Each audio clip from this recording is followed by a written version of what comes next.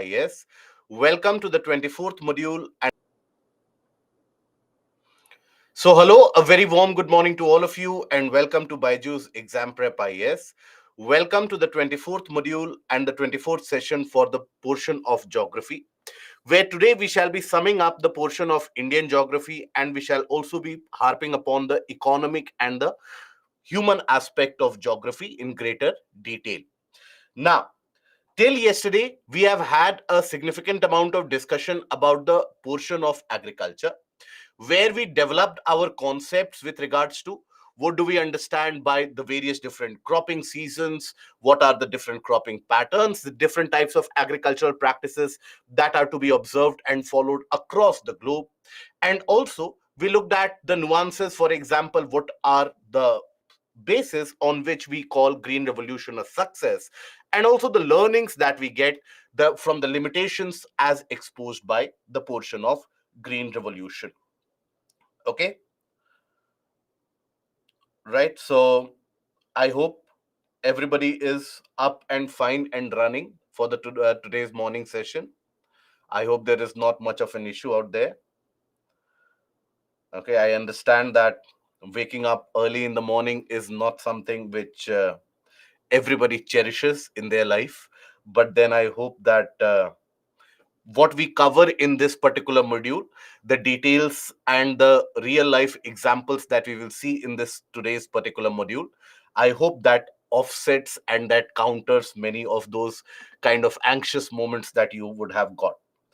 Okay, so we start with the portion of organic farming. Till now, in the portion of agriculture, any issues or doubts that was prevalent? Yesterday's recorded session is not available. Okay, we'll take a look into that. Don't worry. We'll take a look into it, that there must be a technical issue out there. So we'll get it resolved as soon as possible. Okay, don't worry about it. So now we come to the portion of it is available, isn't it? Yeah. So see, many of them are saying that it is available and they have seen the video as well. So please kindly try it again. Okay. So in that case, I'm sure it's not an issue from our end that few of them are able to see the video, few of them are not. Okay. Vivek, yesterday also I answered this question of yours that how green revolution impacted women. So when we talk about green revolution, it has had multiple different phases of impact. The most apparent one was a kind of an economic prosperity which was brought about in these areas, and that brought about a better living standards, first of all. Secondly, when we talk about green revolution, that paid significant attention to farming in those fertile areas. Intensive agriculture and intensive method of cultivation was something which was promoted, due to which you had a greater female labor force participation in many of these areas. But also, yesterday also I told you about it, that in many of these regions, with the increased prosperity, came about a in a way curtailment of women participation in the farmlands, and thereby in many of the areas it also promulgated a significantly more stringent form of patriarchal setup as well. So there are both pros and cons in terms of the impact. Okay. Yes, Basu, please remind me at the end and I will provide you with the revision strategy. Okay, how to revise. That is something we'll take a look into. When reading Green Revolution, came across an RBI report on the requirement of the second Green Revolution. And that is where BGREI, that is bringing Green Revolution to Eastern India, comes into place. Okay. Green Revolution did not reach South India. So how was the agricultural produce? So agricultural produce would continue in all the various parts of the country. Green revolution is where you had a significant excessive amount of stress laid on the productivity of the food grains. Okay, slowly and steadily, the rest of the country started adopting those, but then there was a lack of significant institutional support in terms of infrastructure. This is, in fact, one of the reasons why the southern states they continued to produce millets. Earlier, even the northwestern region they would produce millets in significant proportion.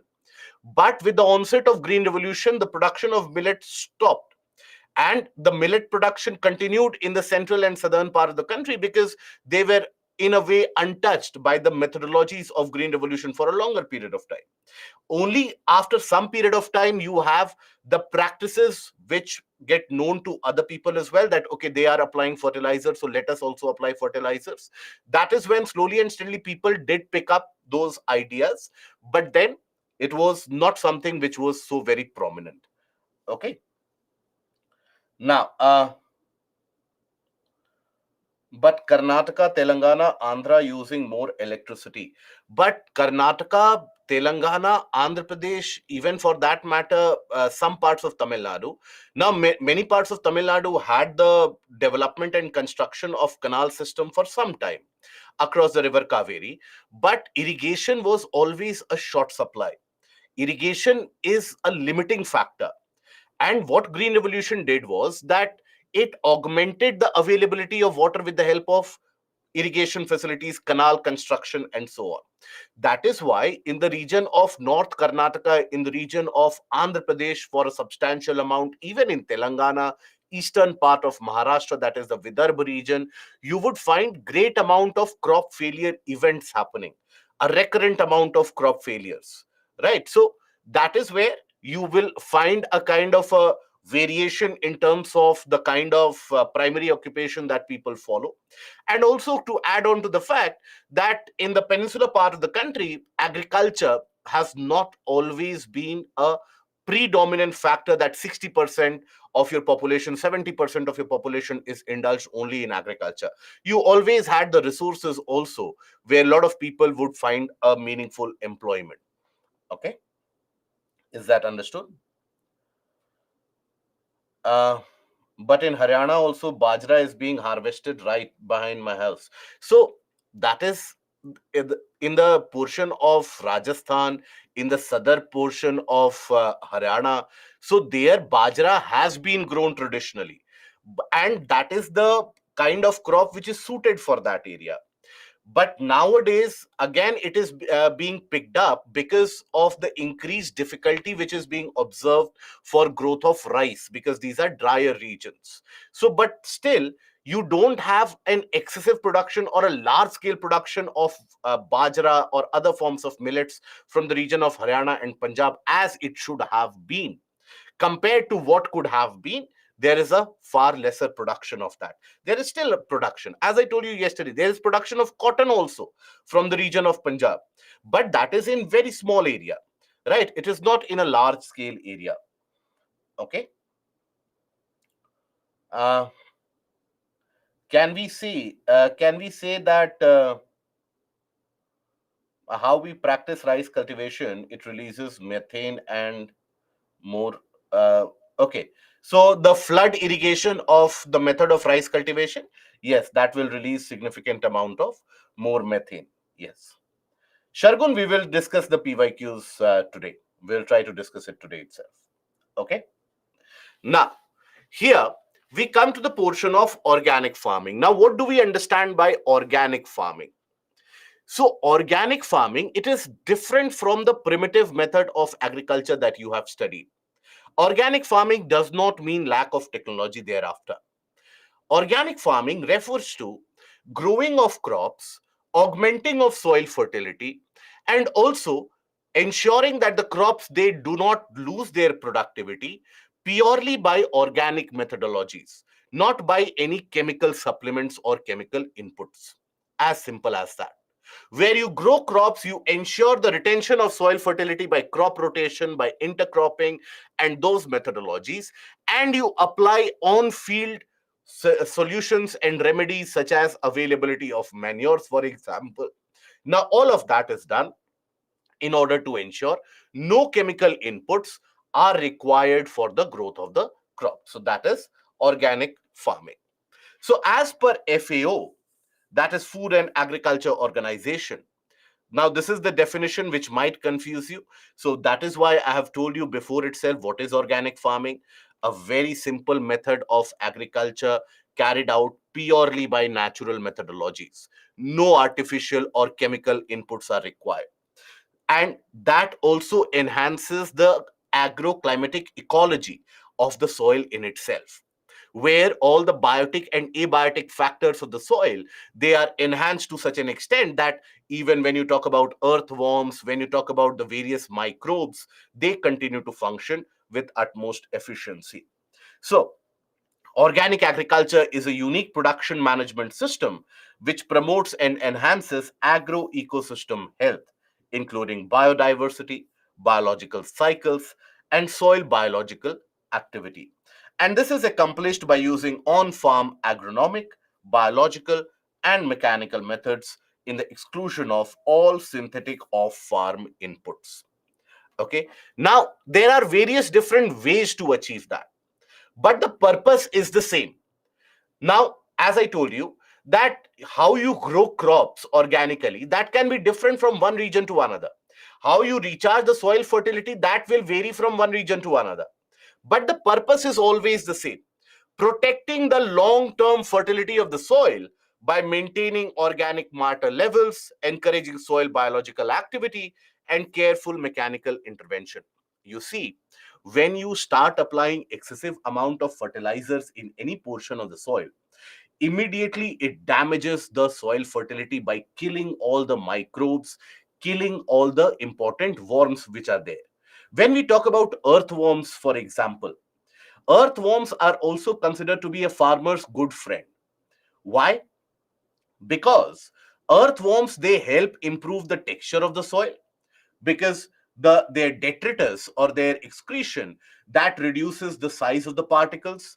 And also at the same time, if let's suppose anywhere you have the kind of earthworm which, let's suppose, which moves like this, okay, within the soil it moves like this.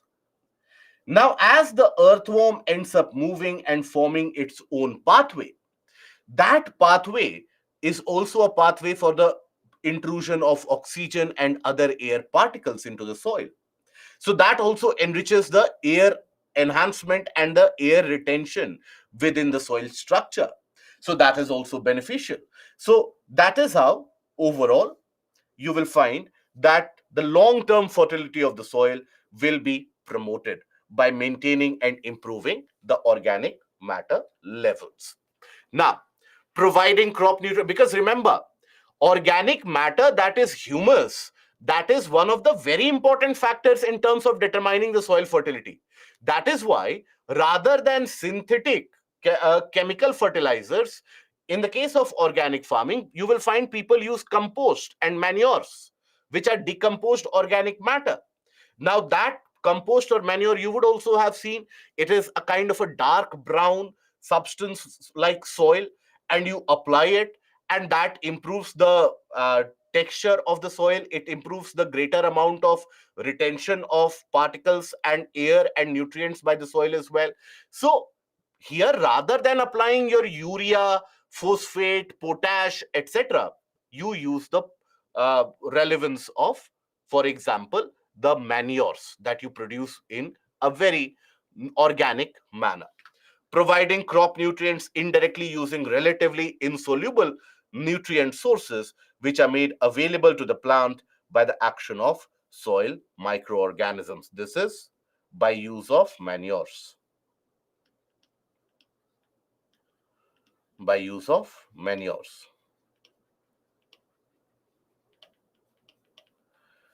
You said earthworms increase particle size. No, my dear friend, I did not mention here increase the particle size. They improve the texture. In the sense, improve the texture means, which is the better texture, where you have the finest of the particles. So the earthworms, as they eat their way through, as they move through, their detritus, their excretion, that is always finer in terms of the particle of the size soil itself. So as they continue to move through the soil over a period of time, the particle size reduces, the texture is improved, When we say texture is improved, it becomes finer. Okay, I hope that is understood. Now, we include cow dung. Yes, cow dung is an important part of making up these manures. You also have a lot of biomass and kitchen waste which is also used, right? So all of that, you have dried leaves, twigs, etc. All of that is put together, covered with soil, so that decomposition is carried out. And after the decomposition is carried out, that is when you extract those manures. As long as the decomposition process is carried out, if you venture anywhere close to that area where the decomposition process is going on, not only will you get that very unique foul stench of it, but you will also observe a lot of heat being released, and that is the process of decomposition for you. Okay, now, nitrogen self-sufficiency is done not by the provision of urea, but by ensuring crop rotation and intercropping, where you grow the specific kind of crop, such as legumes, and you go for the biological nitrogen fixation in order to ensure there is an increased nitrogen availability. So you don't have to apply urea. The artificial method of augmenting fertility is not done. Now, there are various different ways in which the organic farming can be attained. There are many of the traditional methodologies as well in various different small regions of how that can be attained. One of the methodologies of organic farming is ZBNF, zero budget natural farming. Before we start talking about it, and before I get bombarded with questions that what is the difference between organic farming and ZBNF, let me make it very clear that it is a type of organic farming. Type of organic farming.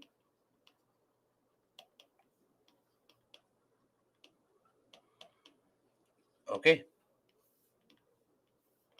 It is not different from organic farming. It is just a type how to carry out organic farming. Now, what is this concept of ZBNF? Zero budget natural farming. Natural farming refers to carrying out agriculture in a very natural manner without any artificial fertilizers, artificial inputs being provided to carry out the farming in a natural process. Zero budget means your input cost is supposed to be zero. So this refers to a kind of an organic farming where input cost is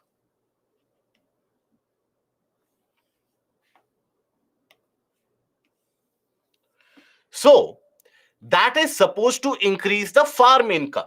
Why? Because when we talk about farm income,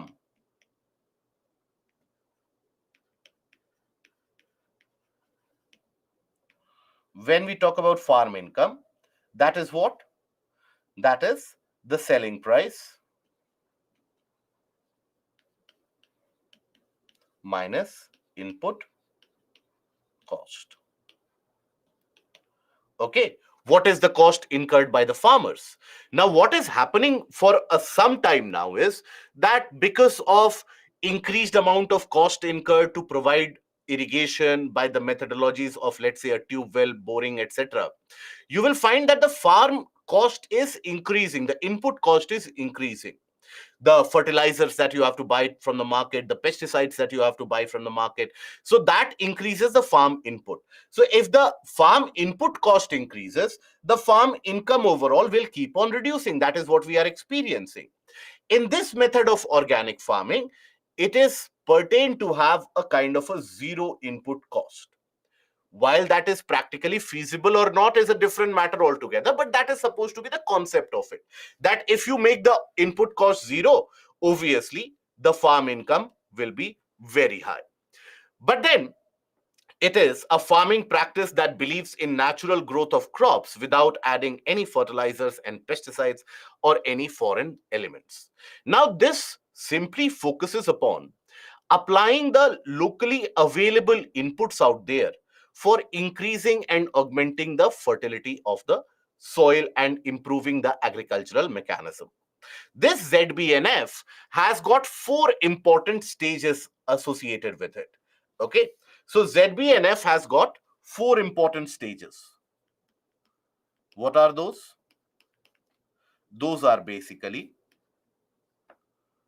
Bijamrut. In fact, initially it is Jivamrut, Bijamrut,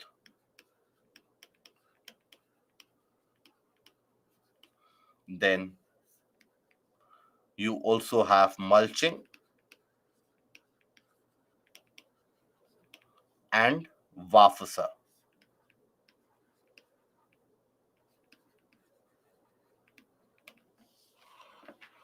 Okay, now what are these? Jivamrut. What is basically the term stands for increasing the biological activity in the soil. Before you plant the crops, you want the soil to be organically active so that there's a greater rate of germination in the crop seeds as well. So this is done before sowing of the seed to increase the biological activity in the soil. To increase biological activity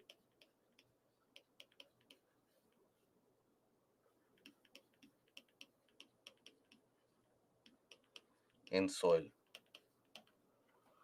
Sneha, my dear friend, we have had multiple announcements that the class will begin from 6:30. So I think everybody was aware about the timing. No issues about the timing. We have had multiple announcements that the class is going to begin from 6:30. Okay. So yes. So then when we talk about after that Bijamrut.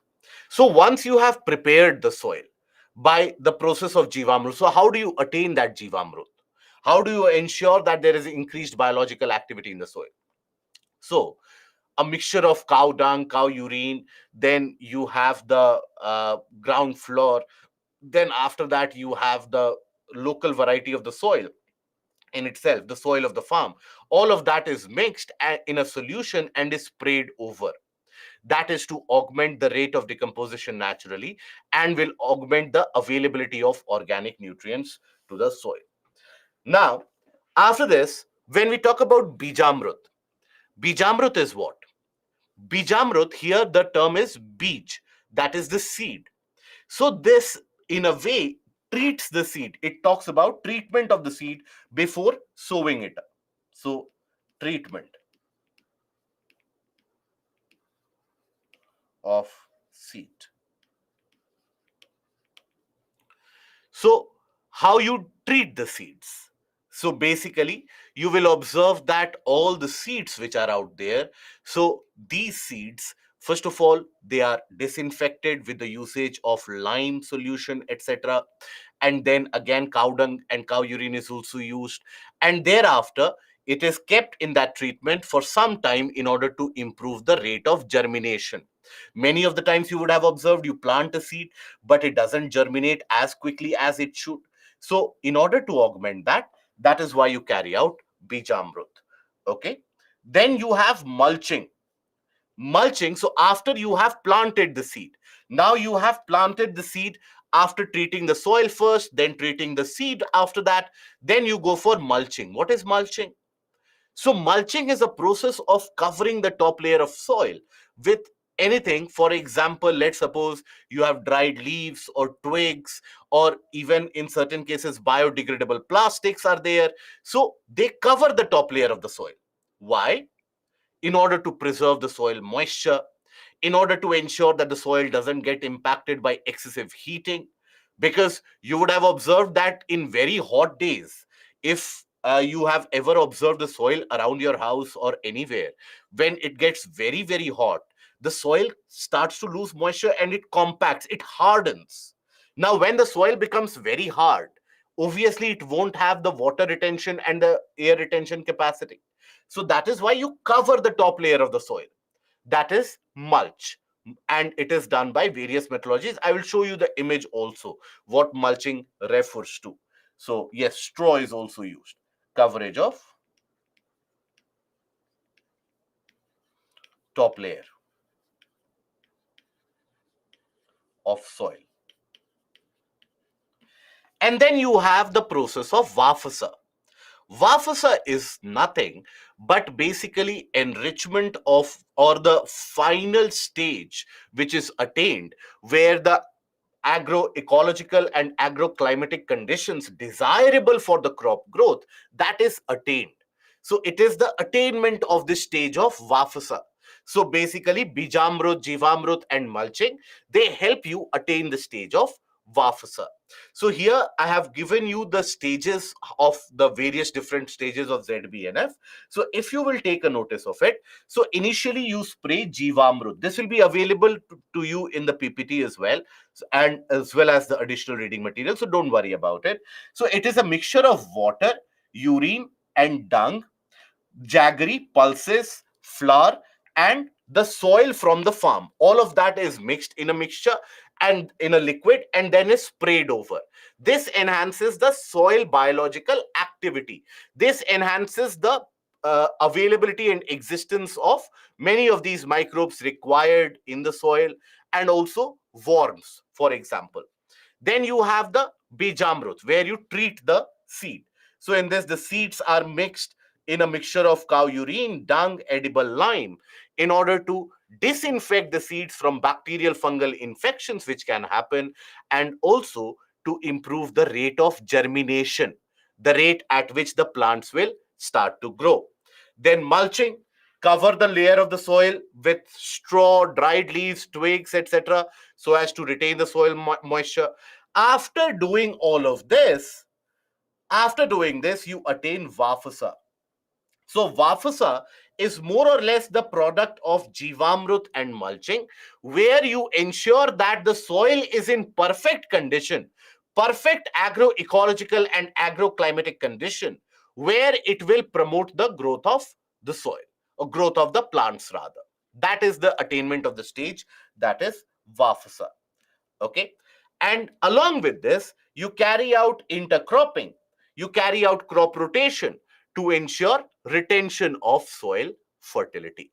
So this is very organic method of production. But here, there are certain criticisms also which have emerged over the past few years about this practice of ZBNF. And the criticisms are that basically, when you talk about ZBNF, it is supposed to be zero budget. The input cost is supposed to be zero. But then availability of, let's say example of pulses, jaggery, lime. Now these are available naturally only in the case where you have very large farms, where in one part you are producing pulses as well, in one part you are producing sugarcane as well, so you have jaggery also.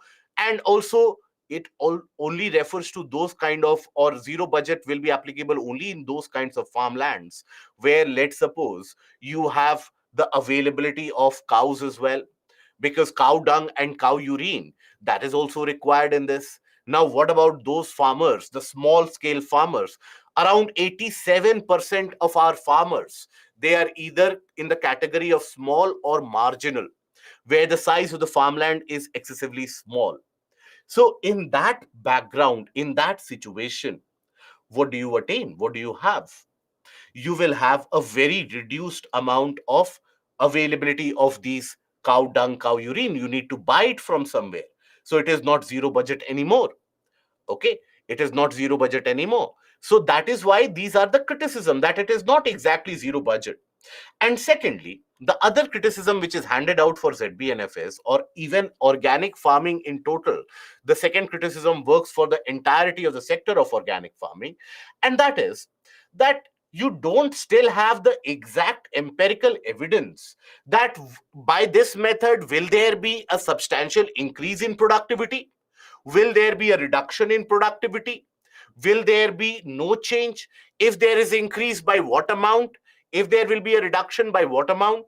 So we still don't have a clear picture about how this ZBNF can provide in an evidential manner how much increase or reduction in productivity will it cause. Generally, it has been observed that the amount of crop produced in many of the cases is slightly lower in terms of quantity as compared to the earlier situation, right? So that is why ZBNF and other methods of organic farming needs to be researched upon. We need to understand that what can be done so that the productivity is not damaged, the overall production is not hampered. Because we have seen in the case of Sri Lanka, where we saw the sudden imposition of organic farming led to an immediate farm crisis because many people were not aware about what to do, and it also led to significant amount of crop failures because sudden switch to that organic farming also without information can be very dangerous in the terms of productivity. So we need to carry out proper research to get a proper evidence based solution. Just like in the case of green revolution, you had Professor Norman Borlaug, MS Swaminathan, William Gadd, all of them, they worked about it, that how much fertilizer should be applied. That is where you have the derivation of the ratio 4:2:1, that for one unit of potash, you apply 2 units of phosphate and 4 units of nitrogen. Here you don't have any of such ratios available. So how much will it augment the soil fertility, etc.? That needs to be worked upon. Having said that, nonetheless, due to the significant impact created by the chemical fertilizers in our food chain, in our bodily functioning, and in the metabolism as well, due to that, you have a kind of a disadvantage which is very apparent nowadays in terms of the chemical and synthetic farm methods.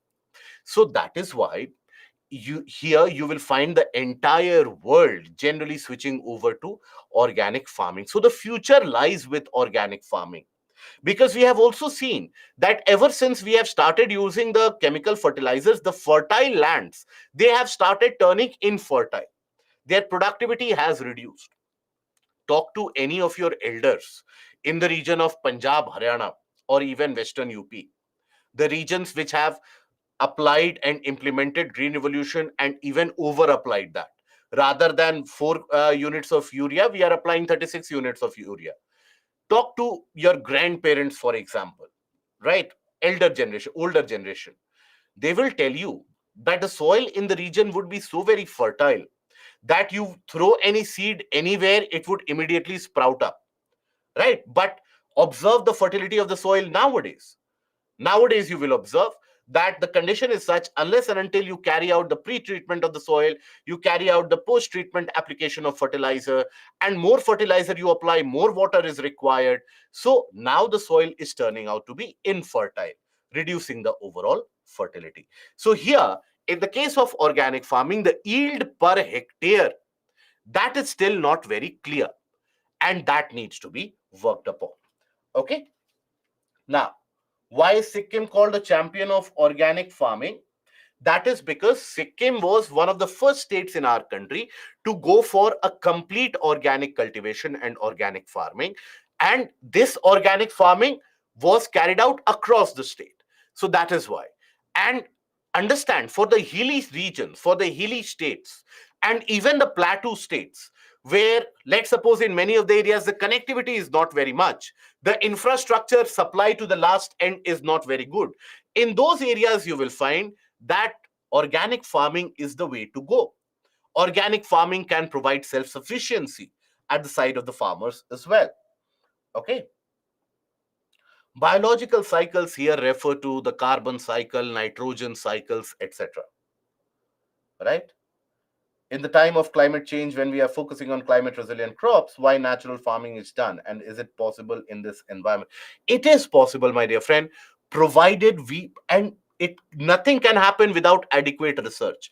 We need to carry out. Now, in the case of organic farming, always local indigenous varieties of seeds are preferred rather than a modified seed.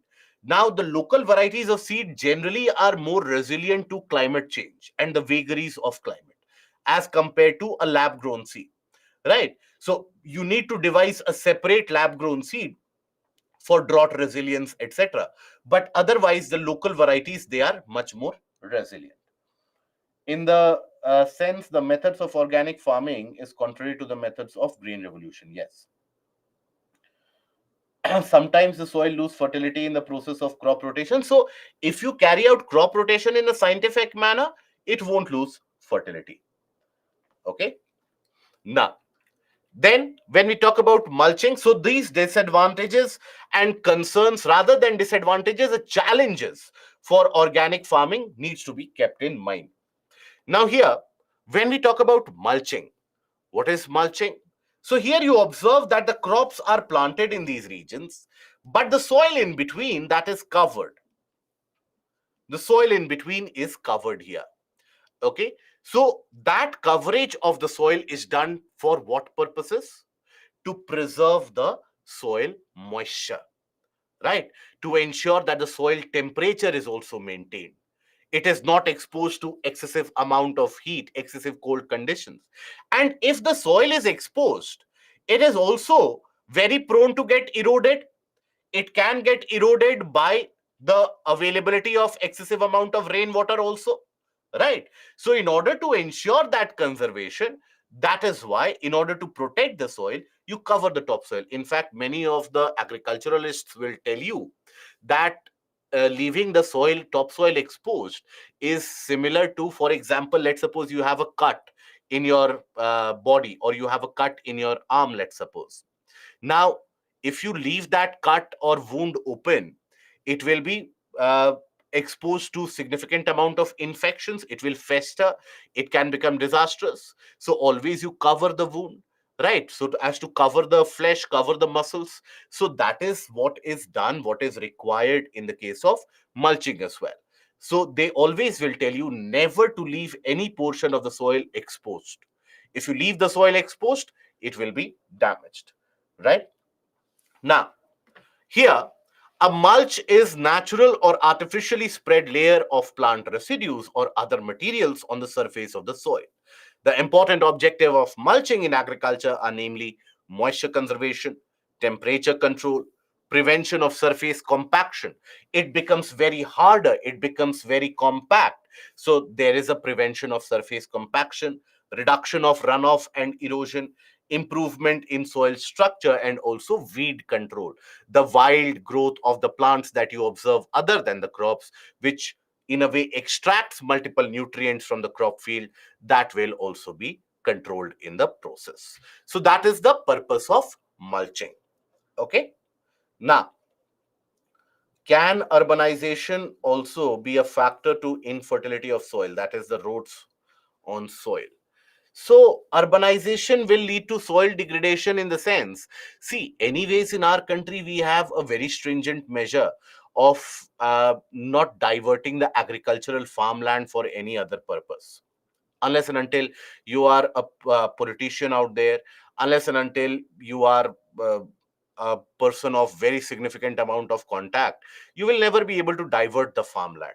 So that is where in certain areas it is a matter of pollution which can impact the farmland adversely, but otherwise in the farmlands generally you will find that the roads, they are not allowed. If they are allowed in certain cases due to acquisition of land, etc., then the nearby farmlands, they will suffer in the sense of the dust and all the pollutants settling on them. Yes.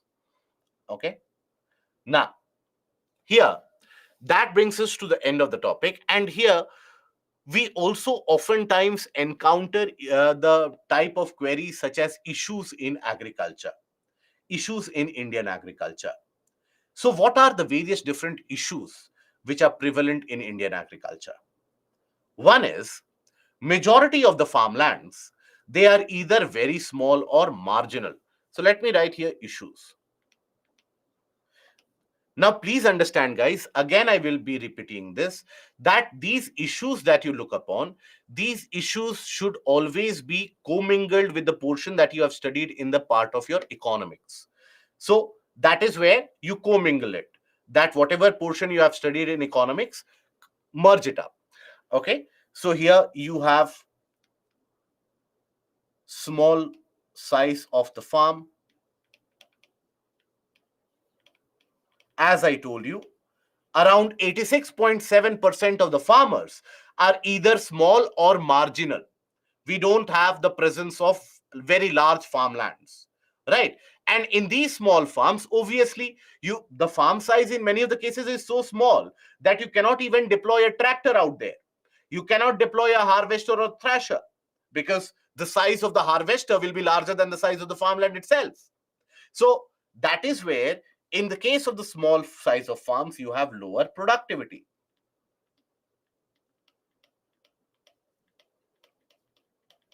Then lack of irrigation, that is significant. Around 60% of the farmland, they don't have supply of irrigation. Then lack of research.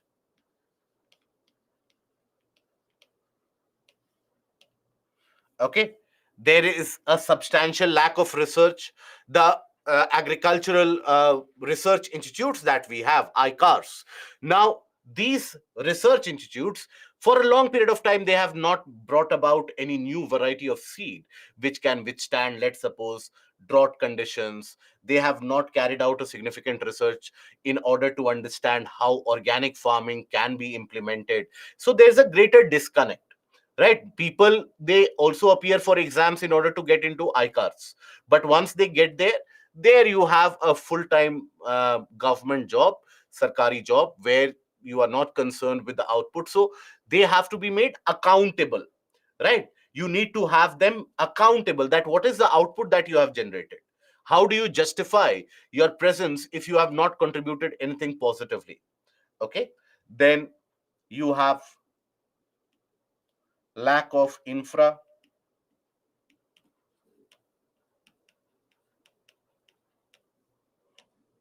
infrastructure in general, lack of technology penetration.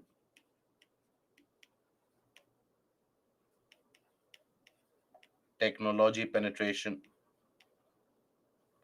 Then after that, lack of awareness also you can talk about.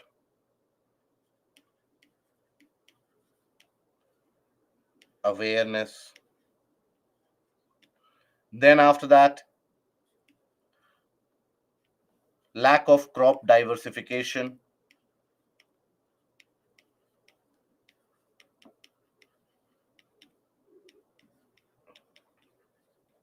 We are overtly focused on the growth of food grains.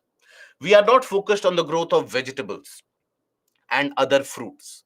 Vegetables and fruits can have the potential to suddenly increase the farm productivity, farm income, because they have a much greater amount of selling potential, right? But we keep on producing excessive amount of rice wheat, and all of that lies there in the buffer stock. So that is where, now obviously there are various different government programs where we have started distributing that buffer stock. That also incurs some amount of cost. Don't think about it that if it is there in the buffer stock, it is out there for free and the government can distribute it for all, because you have to understand that the government has got that in the buffer stock after buying from the farmers, right? So you are buying something which you are not using it up, so it is also a cost incurred. So lack of crop diversification is there. Then crop diversification means that you grow other types of crops rather than only wheat and rice. You grow vegetables, you grow cauliflowers, you grow tomatoes, you grow onions. So that is pulses you grow. That is diversification. Then after that, lack of storage spaces.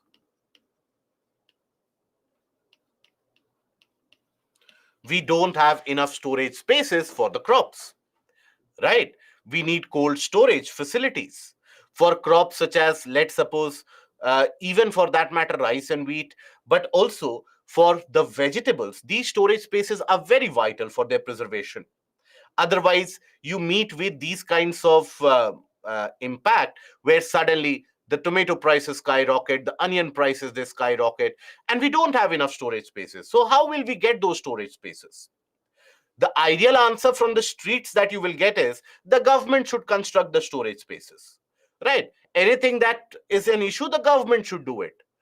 But nowhere across the world has got the government got so much amount of capacity, let alone in a developing nation like India, where we are so thinly stretched in order to make the resource allocation to every sector.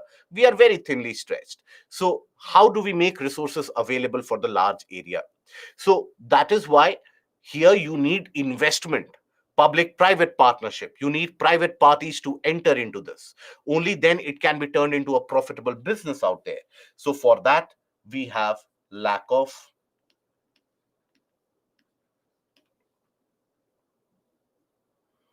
private investment.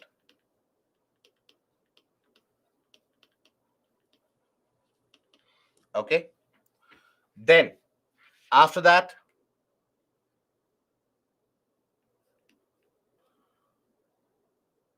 larger population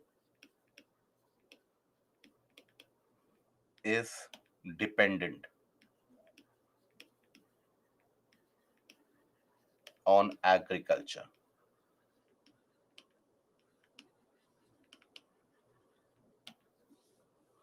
Larger population is dependent upon agriculture. So when you have larger amount of people dependent on the agricultural produce, obviously individual farm level income will reduce. So you need to divert that additional labor into what? Into manufacturing jobs. So you need to be able to create those manufacturing jobs in order to make agriculture much more productive, much more attractive as a sector. Then you have significant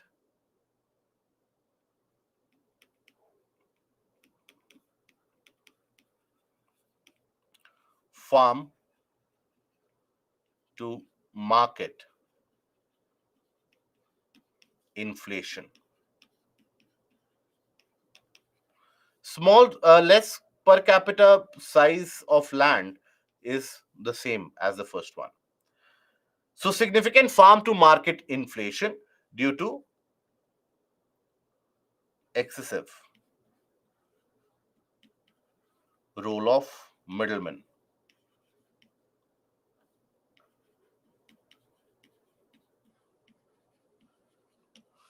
So in our country, across the world, if you compare, we have one of the most substantial farm to market inflation, farm to table inflation, in the sense the farmer, when he goes to the mandis to or the wholesale markets to sell their produce, they don't get, let's suppose they are selling the tomatoes, they will be selling the tomatoes at 4 rupees per kg, 3 rupees per kg, 5 rupees per kg.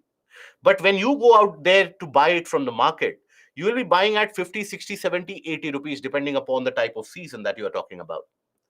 So while there is some amount of additional cost involved in transportation, in cargo handling, in storage, some amount of cost is involved there. But the rate of this rise is unprecedented. Nowhere across the world will you observe this kind of incremental rise from the farm to the market. That means nowhere in the world will you find a greater disparity at the price at which the consumers are buying it from the market and the price at which the farmers are selling it. So why does that happen? You have a large role played by middlemen. Now these middlemen, they are so very influential people out there. They have obviously got significant amount of political heft, economic heft as well. They are, if you go to any village out there, they are one of the most influential and prosperous people, right? They don't grow crops. Obviously with prosperity comes the ability to buy land and carry out cultivation in a very large tract of land. But there, they are not dependent on their agricultural produce. So when the farmer comes to them to sell their products, they charge a commission from the farmers. They put on a predatory price that, look, I will buy this product only at 3 rupees per kg. I don't care what is the rate, I will buy it at only 3 rupees per kg. Do whatever you want. Now what will the poor farmer do? The poor farmer doesn't have a choice that, okay, I will go to some other mandi to sell it up. That is not the choice available. And there is also a threat of the standing crop getting destroyed, of the harvest getting destroyed, so they have to deliberately sell it to them. No, so they charge a significant amount of commission from them, and they charge the commission from the consumers as well. right? So that is why the consumers will get it at a higher price. And who earns in the middle? These network of middlemen. And they have such a kind of a social influence, a political heft as well, that if, let's suppose, as a farmer, if you decide that this is a kind of a predatory price that doesn't work for me, and you decide I will not sell to this middleman, so they have that nexus amongst themselves, that they will single you out, they will ostracize you, that this farmer's product nobody will buy. So now that you have been singled out, where will you sell your product? You are left without an option. So there is a significant amount of fear as well. These middlemen, they also start acting as money lenders. Okay, you don't have money, don't worry, take money from me. And they go for predatory prices, predatory interest rates, which pushes many of the farmers into the debt trap. This is one of the worst uh, illnesses which has influenced and impacted Indian agricultural system. You have thousands of these middlemen across the country having a jolly good time. I'm not saying that there is no role for middlemen. Middlemen are required in many of the cases to provide the smooth access between the producer and the consumer, but not at that predatory level. They need to be regulated now, because each of them, they have their own set of supporters and followers. It is very almost impossible to bring about a reform in this particular area. You have states such as, for example, Kerala. You have states such as Bihar. Now, they have worked significantly with their own state legislations to bring an end to this Mandi system. The middlemen and their role is being reduced. So, there, the farm sector is experiencing a double digit growth in certain areas, but still a long way needs to be traveled. Okay. Now, here, why there is a need of middlemen? Because still now we don't have an established market setup where a farmer from West Bengal can easily sell their product in Karnataka. So that national, you have NAM or ENAM, but it is not something which is readily accessible for every farmer out there. So lack of a pure and a proper national market, lack of a true national market. Water supply comes under lack of irrigation. Okay. So lack of reforms also you can talk about. Yes, perfect. Agricultural reforms are the need of the hour. And agriculture is a sector where reforms have not been carried out for a very long period of time. Just keeping on increasing the MSP, it takes you to such an unsustainable level where after that there is no coming back. You are buying the products at such a high rate, and if the international prices crash down, which they generally tend to do, then you are left with excessive amount of buffer stock that you cannot sell anywhere. In fact, in around 2011, 2012, Supreme Court came very hard upon the central government, because it was found out, and media reporting that indicated that in many areas of Punjab, the government had bought these wheat bought the wheat from the farmers, and that wheat was lying out in the open because you didn't have enough storage space, and it could not be sold in the international market because the international market prices had crashed. So it was lying there infested with rats and getting destroyed in the rain. So that is where Supreme Court came down very hard upon all of the various different bureaucracy, the political class as well, that rather than getting it to waste, why don't you supply it to industries? Why don't you give it to the poor people out there? So that is when the things changed a little bit, but still a large distance needs to be covered. Okay. And lack of proper agricultural techniques, yes. And okay, water supply and okay, even they put only small amount of work and live a luxurious life, but the producers are the poorest. Always that is the case. So these are the various different issues associated in general. You can also elaborate the economic issues here. So climate change issues are there, changing climate. So that will come with a research. So you can talk about climate change, vagaries of nature, climate change,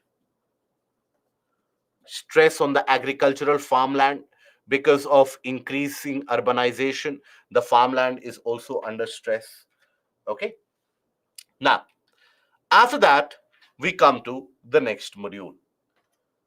How from long term, from how long the ration system of government, ration system, it has been there for decades now. It was in the late 60s, in the mid 60s itself, when you had the promulgation of the MSP system.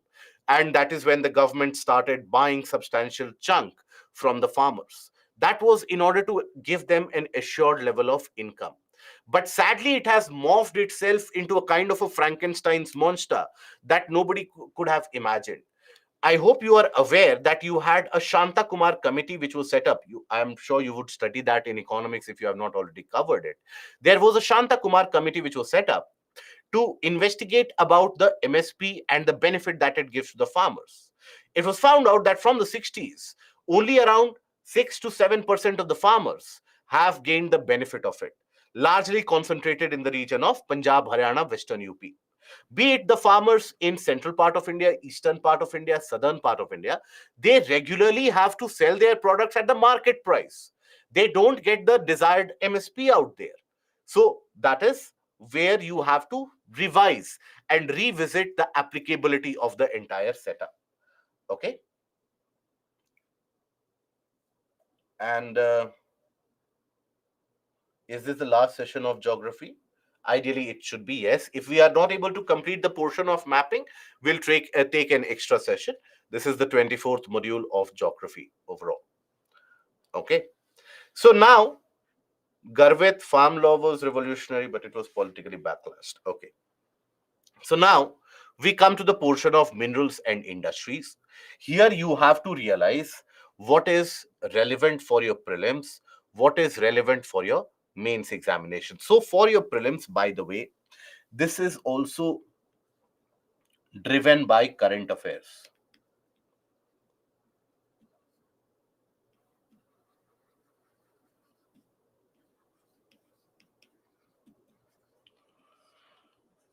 Okay. This is also driven by current affairs.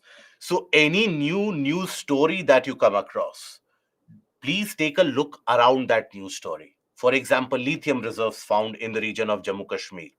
Right. So where else in India do you find the lithium reserves? Which are the regions of the world which are traditionally rich in lithium reserves? So that kind of an expansive study needs to be done. Okay. So that is where you get questions in the prelims primarily. Prelims, you get the questions from the portion of the mineral distribution.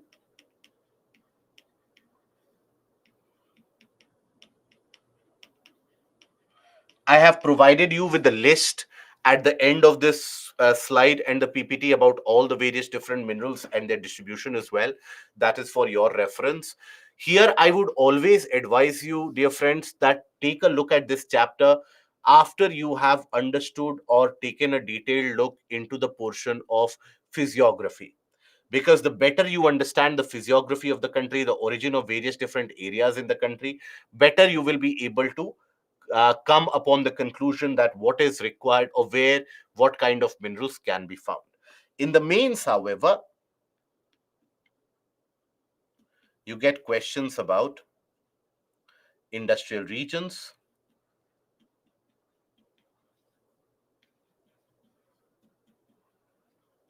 and also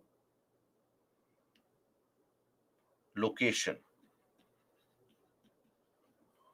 of industries.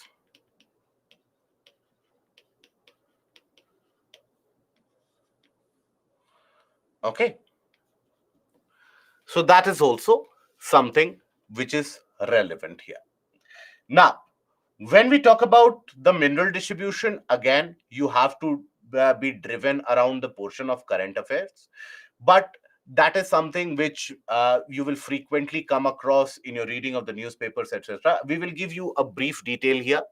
We will be stressing more upon these industrial regions, industrial corridors, also what they are, and also the location factors determining the location of the industries. But before that, when we talk about minerals, so minerals and their classification, you would have studied in your uh, sixth or seventh or eighth science book, where you would have seen that basically minerals are broadly divided into metallic, non-metallic minerals. You also have a category of energy minerals out there, but the broader classification is metallic and non-metallic minerals.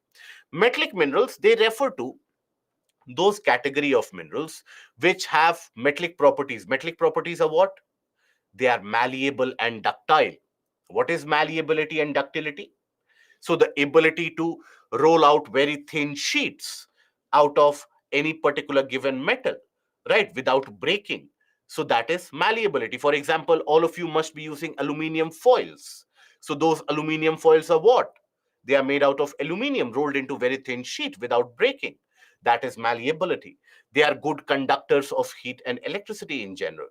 Other than that, you will find that they are ductile in the sense that they can be rolled into very thin wires without breaking again. So that is malleability and ductility for you. Then when you hit these metals, they will emit a kind of a sound, a sonorous sound, a tin like sound out there. So that is the metallic property. So there also you have ferrous, non-ferrous, and precious metallic minerals such as gold, silver, platinum. All these are metallic minerals. Then non-metals, so they don't have a luster or a shine associated. They break very easily, right? They are not good conductors, they are good insulators. And then you have energy minerals: coal, petroleum, natural gas. Petroleum, natural gas, how they are created, we have seen. How is it that petroleum, and or in which region do you find the presence of petroleum and natural gas? In which part? Very good. Generally, whichever part has been underwater for some duration, generally continental shelf areas. When they come above water, or any portion which has remained underwater for a longer period of time, that is where you find petroleum and natural gas. In India, where do you find them? In India, you find them across the continental shelf region, Krishna Godavari Basin in the east, Bombay High in the west, then the region of Gujarat, Ankleshwar oil fields that you have, in the region of Rajasthan also, around the area of Bikaner, then around the region of Assam, the Jorhat Digboy region, that is also where you will find them. Okay. Now, here let us take a look first of all at where do you find the minerals in the ground or on the surface. Where is it that you find the minerals? So the minerals, in the case of the large igneous metamorphic rocks, they are to be found in the presence of a kind of a thin stretch and what is referred to as the faults and the joints within the rocks. In that, you will find a presence of a stretch of mineral. For example, let's suppose I have a rocky substrate like this. Now, there it might absolutely be possible that any particular mineral might have its presence somewhat like this. Okay. It won't be present in the entirety of the structure of the rocks, but it is present across a crack, a crevice amongst the rocks. These are what are referred to as veins. Veins of minerals. Sometimes you will also find that the minerals, they are present within the rock structure in terms of larger chunks, right? Very large chunks in a region. So these are referred to as lodes. So when you go for mining, in the process of mining, you try to target these veins and lodes out there. Okay, that is where you get a substantial supply of minerals. So just to give you an idea or an impression that when you talk about mines, mines are very small in comparison. So you continue to work in these mines till let's suppose you hit a vein here.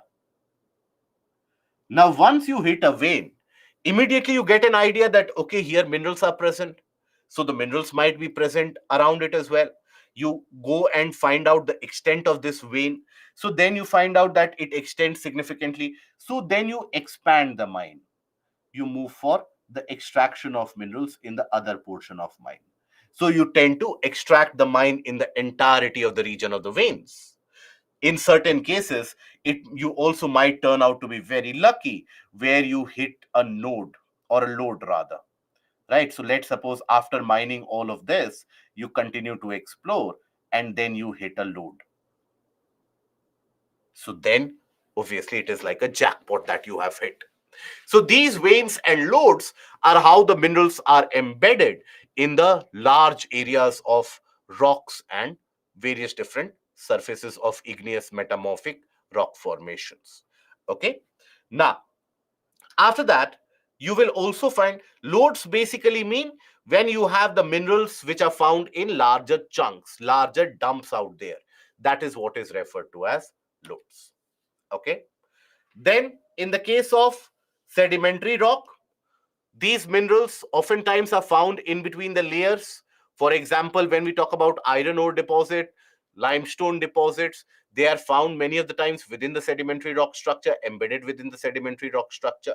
So that is where the minerals occur in various beds or layers of deposits. Another mode of formation involves the decomposition of the surface of rocks. So, for example, the chemical weathering. Chemical weathering, many of the times, exposes the hidden minerals inside a larger rock structure. For example, you might have a situation where you have a large rock, okay? And within that large rock, let's suppose you have a particular kind of a mineral present here. Let's say bauxite. Now, around it, if there is chemical degradation and chemical erosion and weathering which happens, bauxite is exposed. So that is how you have the presence of minerals there as well. Then you also have the presence of minerals in the form of placer deposits. Do we remember what are placer deposits, or have we forgotten about placer deposits? Do we remember what are placer deposits? Where have we studied the placer deposits? Good. We have talked about the gold deposits, yes, in the portion of continental drift. Very good, guys. Beautiful. So here, when you have placer deposits, no, they are not necessarily glacial deposits, no. So here, let's suppose a particular rock is there or a mountain is there where you have a certain mineral which is present in significant concentration. Now, let's suppose a river drains from this area. Now, this river, very slowly, particle by particle, will continue to pick up these deposits, right? Will pick up these materials and they will deposit it up somewhere here.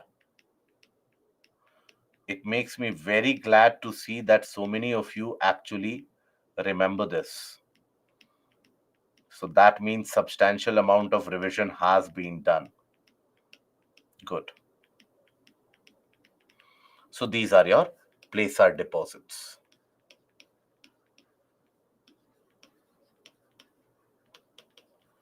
And these are your source rock structures.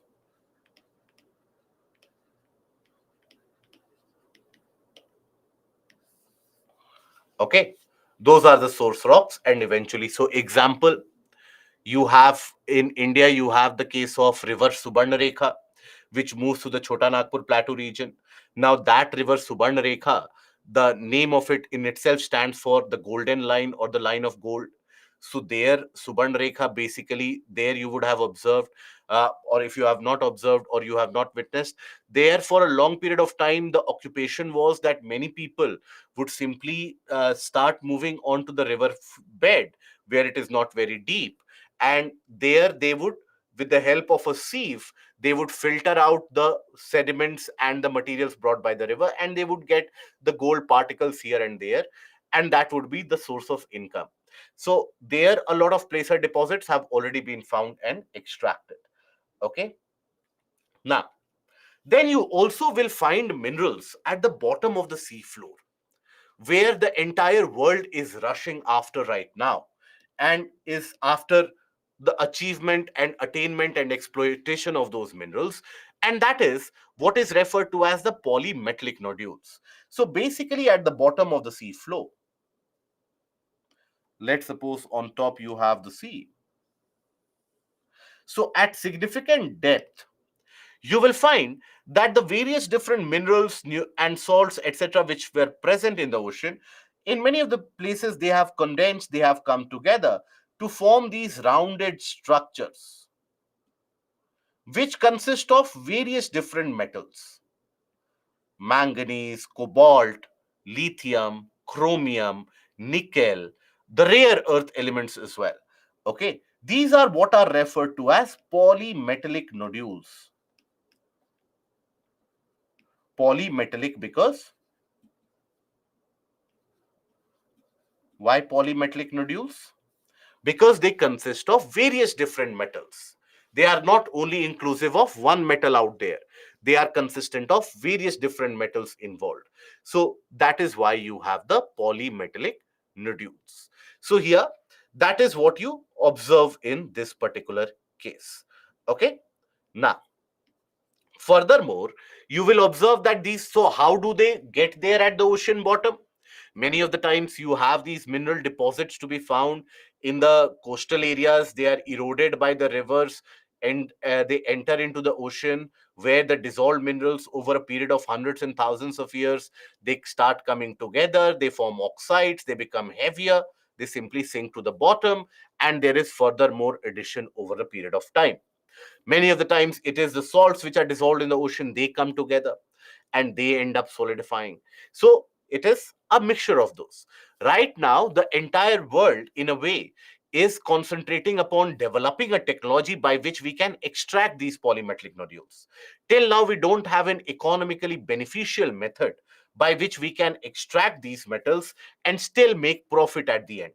Because right now, the technology that we have, it will be very costly to reach this area, extract a small portion and come back up. So that is not economically productive. Okay. Now, here, now we come to the distribution of minerals in the country. Now, the various different minerals and their distribution, if you take a look upon. So, majority of the minerals, remember the portion of the origin of Peninsular Plateau that we talked about? If you recall that, we talked about the older portions of the planet. So majority of the minerals are to be found in these older portions of the planet. Majority of the minerals you will find in the region of the Chota Nagpur Craton, Bastar Craton, the Karnataka Plateau, right? And the region of Aravalis and the Bundelkhand region. These are the mineral rich areas. Okay. Why? Because these are very old land masses. These are very, very old land masses, whereby you would have observed that these old land masses, the top portion has been eroded over a period of time, has been weathered over a period of time, and it is the bottom portion which has exposed itself. So that is what you observe in the case of this mineral distribution. Okay. So that is why you will find majority of the minerals. Now see, the Bastar Craton, it will extend into some part of Andhra Pradesh, some part of Chhattisgarh, some part of Madhya Pradesh, some part of Maharashtra as well. Chota Nagpur Craton will extend into the portion of Odisha as well. Okay, so thereby you will observe that majority of the minerals that you come across, all the majority of these minerals, they are situated, present in the region of Jharkhand, Odisha, Chhattisgarh, Maharashtra, Karnataka, parts of Madhya Pradesh, parts of Telangana, parts of Rajasthan. That is where all these minerals will be situated. Here, because the northern plains, they are primarily composed of alluvial deposits. That is why you won't find many of these metallic minerals to be present there. Okay. So because they are carried out by alluvial deposits, hence not much presence of metallic minerals. Now, Let us take a look at these minerals one by one. So here, again, please understand it that you don't necessarily have to ruttify or rote learn each of these areas, that okay, Chhattisgarh has 19%, Jharkhand has 28%. No, not required. Just look at the regions where they are to be found. Okay, that is it. That, and drive around the portion of current affairs. Any mineral and their mining, if it is relevant in current affairs, take a look at it. Otherwise, don't get so much bothered by it. When we talk about, let's say, iron ore is supposed to be or is referred to as the mineral for development, because any of the developmental process that you come across, any of the developmental process, construction of buildings, highways, flyovers, airports, aircrafts, vehicles, any of these processes, equipment manufacturing, iron and steel is required. Where do you get that iron and steel? From iron ore. So in a country's quest for development, iron is one of the chief components out there. Okay. Now, in India, we find iron in various different places. I will tell you about it. But across the world, if I can give you an idea, the development of the region of United States and North America has been based upon a large amount of iron deposit that you found around the region of the Appalachian Mountains. Appalachian Mountains, by the way, they are found to the east or the west of United States. Where do we find the Appalachian Mountains? Good. Across the east. Very good, guys. It is across the east. So these are one of the very old fold mountains. So there you find a lot of iron deposits. Development of Western Europe, the region of Germany, France, has been dependent on obviously a lot of coal deposits that were found in that have been traditionally found in Britain, has been traditionally found in France, etc. But also a lot of iron deposits that you find in the Rhine Valley, right? The entire region where the Rhine River flows, along with in the region of Germany, the Black Forest area around Stuttgart. So somewhere close to that. So that is where you will find significant amount of these deposits to be present as well. So Rhine Valley in general, the Appalachian region in general. So these are, so that has brought about industrialization, right? Even in the case of China. Now, when we talk about the ores of iron, there are four major ores of iron, out of which two are utilized significantly for industrial other purposes. Other are very low grades of iron ore. When I say low grade, it means that the content of iron in that ore is very less. So it is not of a good quality. So you have the presence of the ores such as magnetite, which is the purest kind. Here, the amount of iron present is close to around 70 to 75%. So it is also having a magnetic property, a very influential magnetic property, hence the name magnetite. Then you have hematite. This is where it comes in the average one, where you have a substantial amount of iron present. This is the one which is used for majority of the industrial purposes, for steel manufacturing, iron manufacturing. And then you have the poorer grades that are limonite and siderite. What is an ore? So ore is basically, so when you go for mining, it is not the case that in the rocks you have pure iron which is kept. All that you need to do is extract that iron, assemble it together, and you have the manufacturing of iron bars. Generally you will find that the iron particles, they are embedded within the rocks. So the rock that you extract, that is the ore. It consists of various different types of impurities as well. So that is where you purify the ore to extract iron at the end of it. Lodes will represent an ore presence, yes.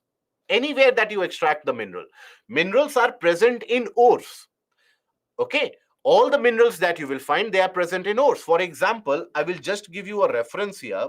For example, let's suppose I have extracted a large rock. I have cut out a large rock from the region of the any of these areas which have, let's suppose, gold. Now, do you think in this rock only gold will be present? And I directly extract that gold brick from the rock and I keep piling it up? No, gold would be present maybe in one part here, one part there, one part here, one part here. That's it. Right.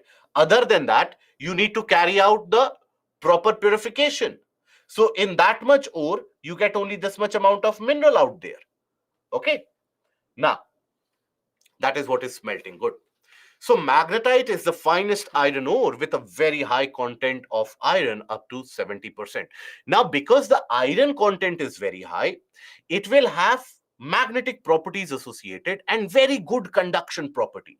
Very, very good conduction property. Almost as good as what you observe in the case of gold, silver, and these materials. Almost that good a conductivity there. So it has got very unique and specific purposes to be applied in electrical industry. For example, the large and sensitive circuit breakers that you have. There you will observe the use of magnetite strips. They are utilized. Okay. So excellent magnetic quality is valuable in electrical industry.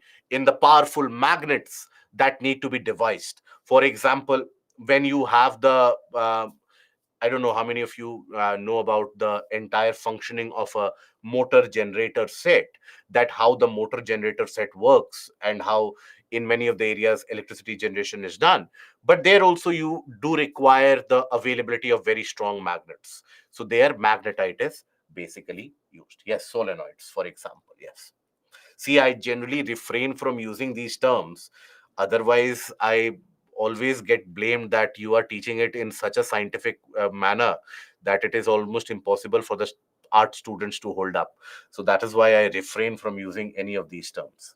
Nonetheless, so we carry out, and magnetite ores in our country, they are to be found in Karnataka, Rajasthan, okay, Karnataka, Andhra Pradesh, Rajasthan, and Tamil Nadu. So mostly in the southern part, and other than that in the region of Rajasthan. That is where you find magnetite. Okay, so UPSC had asked a statement from this in 2018, where at that point of time, elimination method was still very prevalent and still very much utilized. So UPSC had asked a question that where is it that you utilize this, or how is it that, or where is it that in Rajasthan iron ore is present or not? Majority of the students, when they think about Rajasthan, they think about those sandy deserts where the actors, they go there to have a song shot in the movies. That's it. They think about Rajasthan, they think about that, okay, Rajasthan means there would be camels moving here and there, everybody would have a significant scarcity of water. That is Rajasthan for them. But they fail to understand that this is one of the oldest portions across the country. It has got abundant supply of minerals present in that, be it mica, be it the presence of iron, be it limestone, be it even crude oil. Rajasthan is minerally very, very rich. Okay, so you have to be on the lookout for those. Then comes hematite. Hematite is used for industrial purposes, for manufacturing of iron, manufacturing of steel bars, etc. Hematite as an ore is used. Hematite in our country is found in four particular areas or belts. If I can take the help of the map here to indicate the areas where you will find hematite ores. One is the region of the Jharkhand Odisha belt. That is the Singhbhum Mayurbhanj area, right? So that area of Jharkhand and Odisha, that is very rich in terms of hematite reserves. This is where significant amount of iron ore mining is done. Then in the region of Bastar Durg Chandrapur belt, that is also where you will find the significant presence of iron. Chandrapur is present in the eastern part of Maharashtra and Durg and Bastar in the southern portion. Then you also have the presence in the Tumkur, Bellary, Chitradurg, Shimoga belt, right? Remember we talked about that river Bhadra, when we were talking about river Tungabhadra, I had mentioned that as river Bhadra moves, it moves through an iron-rich area. So this is the area you would have heard about the Bellari brothers, right? The very not so very famous names when it comes to politics, but the Bellari brothers you would have heard about, who have made a fortune in terms of the various different methodologies of minings that they have basically deployed. So they also come from the same area. Then you also will find iron in the region of the Ratnagiri Goa belt. So these are the more areas where you find, four areas where you find the presence of iron ore. Okay. Now, that is, so hematite ore is the most important ore in terms of industrial production, industrial utility, and has a slightly lower iron content as compared to magnetite. But that is what is utilized for steel production. That is what is utilized wherever iron is required. Okay, magnetite has got very niche and specific utility. Hematite has got a broader utility. Odisha, Jharkhand belt, Durg, Bastar, Chandrapur belt, Bellari, Chitradurg, Chikmagalur, Tumkuru belt in Karnataka. Here, in fact, in Karnataka, you have one of the large reserves in terms of in one location, that is the region of Kudremukh.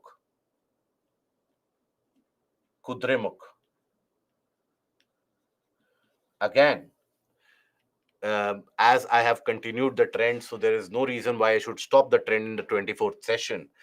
If ever you get an opportunity to go there by road, and that too during the rainy season, not when it is raining immensely, but when it is very green.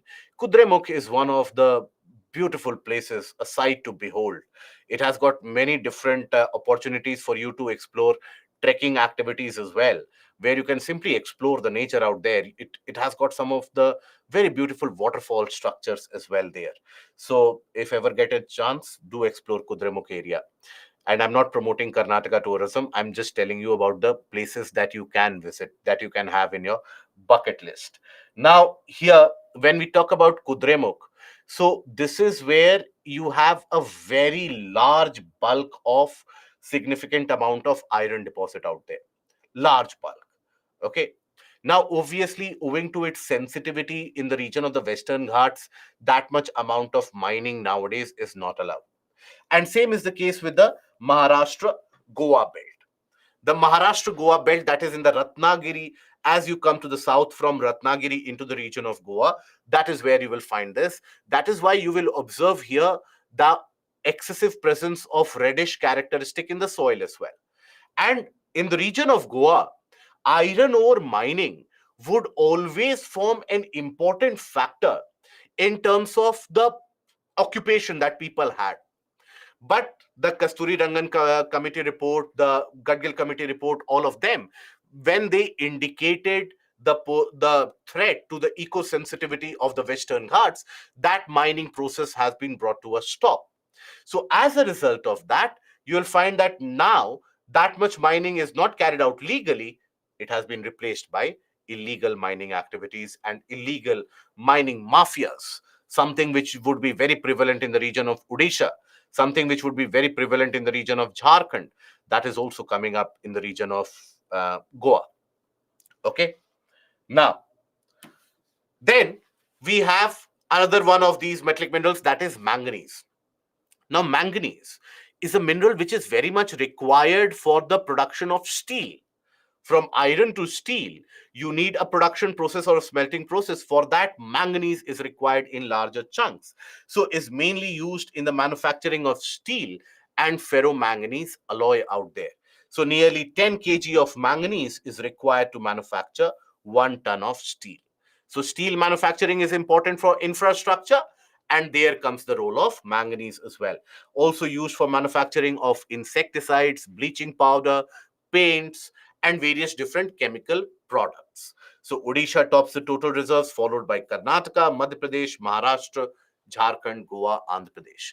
So just keep in mind that all these metallic minerals that you will find, they will be found in close proximity to each other. Majority of these metallic minerals, they will be found very close proximity to each other.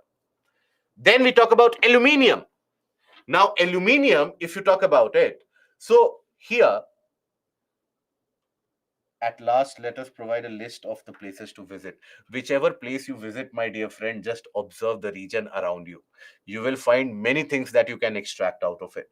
Okay, not in terms of minerals, but many of the um, outcomes that we have studied in geography. You will realize many of the things that lie around you, you oftentimes tend to ignore. You don't think about it that, okay, here you have a kind of a rock formation which might be the oldest across the planet. You are never appreciative of it. You read it only in the books, you ratify it, rote learn it, and write it in the exams. So explore your area first of all. That is the best. So here, when we talk about aluminium, coming back to it, aluminium is very important in the sense it is very strong, very, very strong, and at the same time lightweight. Iron is also strong, but it is very heavy. Iron is very, very heavy, but aluminium provides that strength, at the same time is very light. So there, aluminium finds a great amount of utility in automobile industry, the cars that are manufactured, the automobiles that are manufactured, airplanes that are manufactured, many of them use aluminium in significant proportion, and they are malleable and ductile. That is, they can be stretched into thin sheets, they can be elongated into thin wires without breaking very easily. So that is why it is very important. Now, earlier, there used to be a time, and that is a famous anecdote associated with aluminium, that at one point of time, aluminium used to be costlier than even gold because the extraction process was very costly. But now you don't have the extraction process, in fact, has become very cheap now. So that is why it is of widespread use. Generally, it is extracted from the ore, that is bauxite. From bauxite, a clay like substance that is whitish in color, that is alumina, is extracted. This is Al2O3. Okay. And then eventually from Al2O3, you have the aluminium, which is extracted. Bauxite is where you will find various silicates involved, and the silicates present as well, generally in the continental rocks, the continental areas. That is where you will find them. Now, in India, where are the bauxite deposits found? Around the region of Amarkantak, Mica Hills, the plateau area of Bilaspur, Katni, also extending into the stretches of the southern part of Uttar Pradesh, in the portions around Tamil Nadu as well. So these are the regions where you will find these aluminium deposits or bauxite deposits. So Odisha, Andhra Pradesh, Gujarat, Chhattisgarh, Madhya Pradesh, all these areas substantially rich in bauxite deposits. Copper. Now, when we talk about copper, it is very, very important for the production of electrical wires, for utensils as well. In fact, in our country, copper is being used for more than 2,500 years or more, right?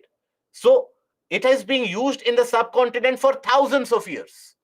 You would have heard about the Bronze Age. You would have read about the Bronze Age, isn't it? Now, bronze utilizes the or has the utility of copper in its productivity. Now, upon analysis of the bronze of those times and the copper of those times, it was understood that the copper in those times would be extracted either from the Khetri mines in Rajasthan or from the region of the Hazaribagh area in Jharkhand. That is done by the analysis of the minerals. So that is where copper is to be found.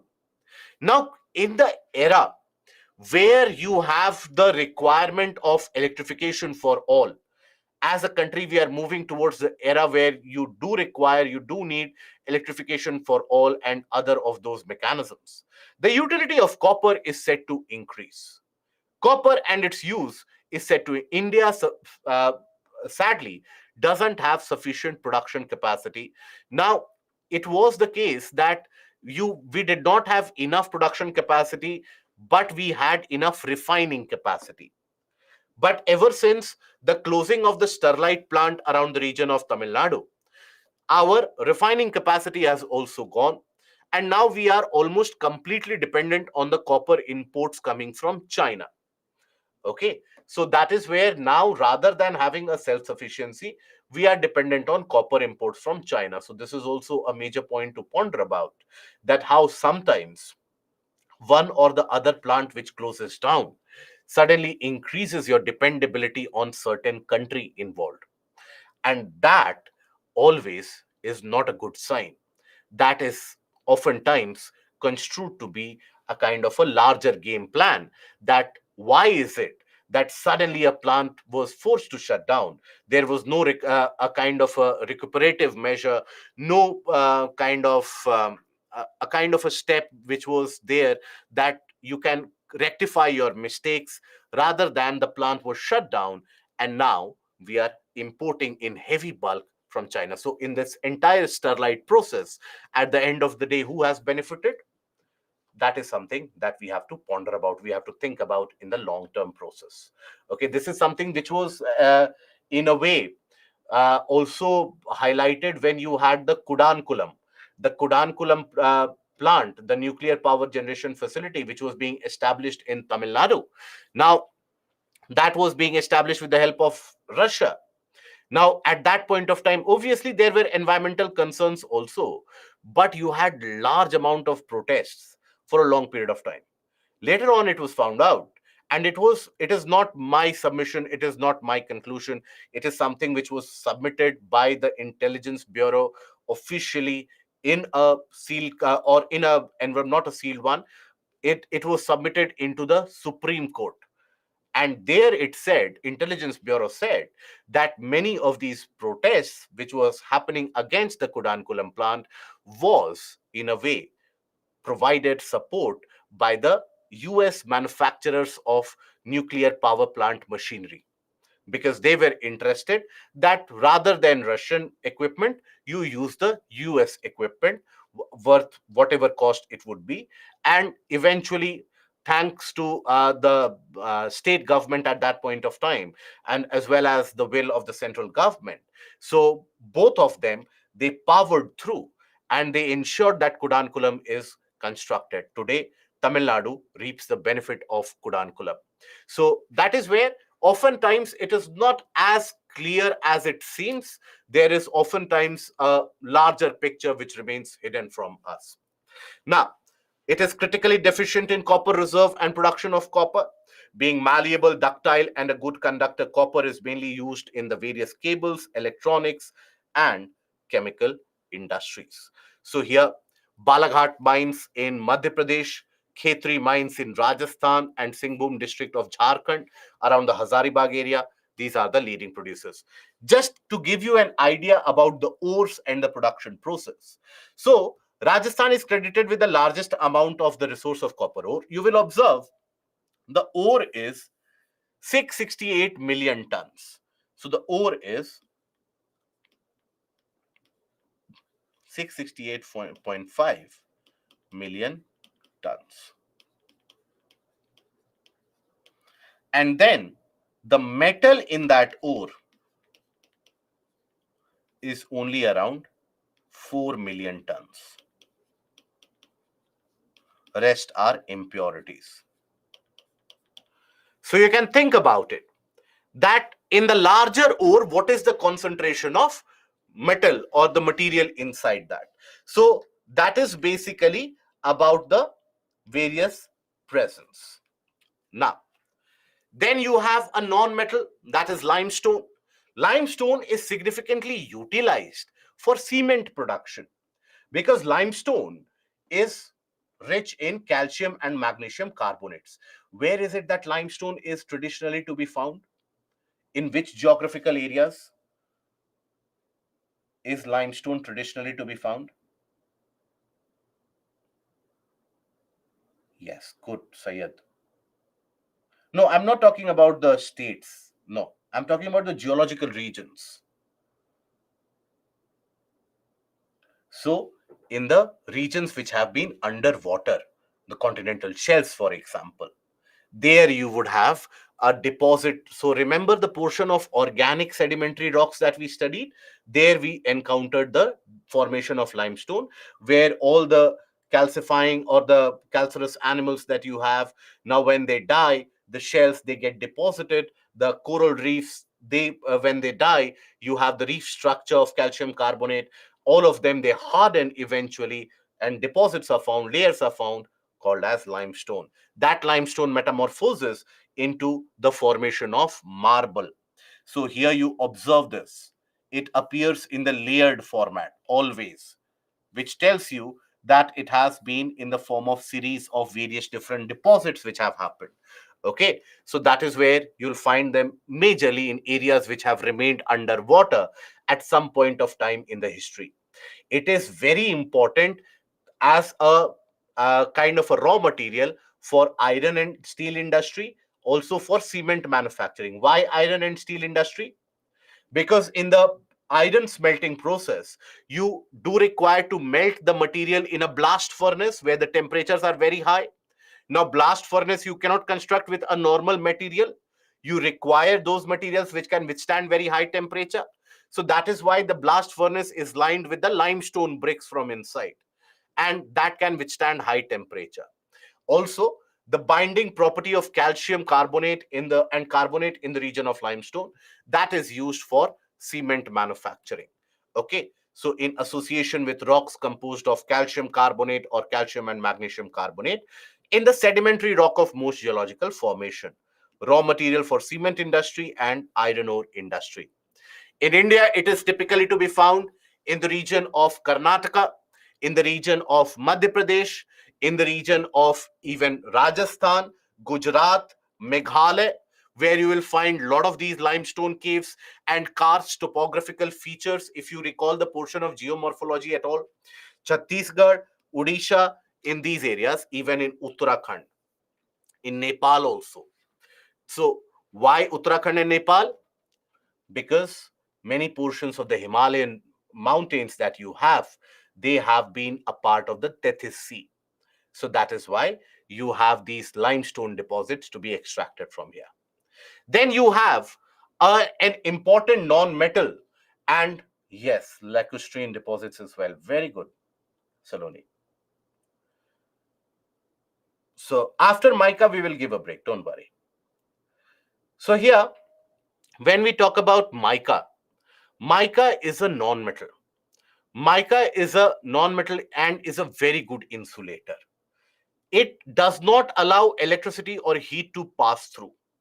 Okay, so that again brings a significant utility in electrical industry. Generally, you will observe this mica. If you observe, you will observe the arrangement in the form of various different sheets. Okay, you will observe the arrangement in the form of various different sheets. Now, not only are they good insulators, they have a very good dielectric strength. For those of us who don't know the dielectric strength, basically, if let's suppose a high amount of electricity is passed and or a large amount of charge is present, large amount of charge is applied from both ends, it will not allow the charge to pass through. It will hold itself together, and the material will not disintegrate under that high amount of voltage difference or the charge difference. The material will hold its integrity. So that brings about increased utility in the various insulators that are designed. So excellent dielectric strength, low power loss factor, insulating properties, resistance to high voltage. Traditionally, mica is to be found in the region of Rajasthan, Jharkhand. If you move between the region of Ajmer towards the region of Pushkar, let's suppose, you will find embedded within the rock certain mica deposits. If you move around the region of, let's suppose, from Dhanbad in Jharkhand all the way to Hazaribagh, there also you will find these on the sides of the rocks itself. Mica is embedded in certain thin sheets. So mica presence and prevalence is quite significant. So it is basically found in the pegmatite ore.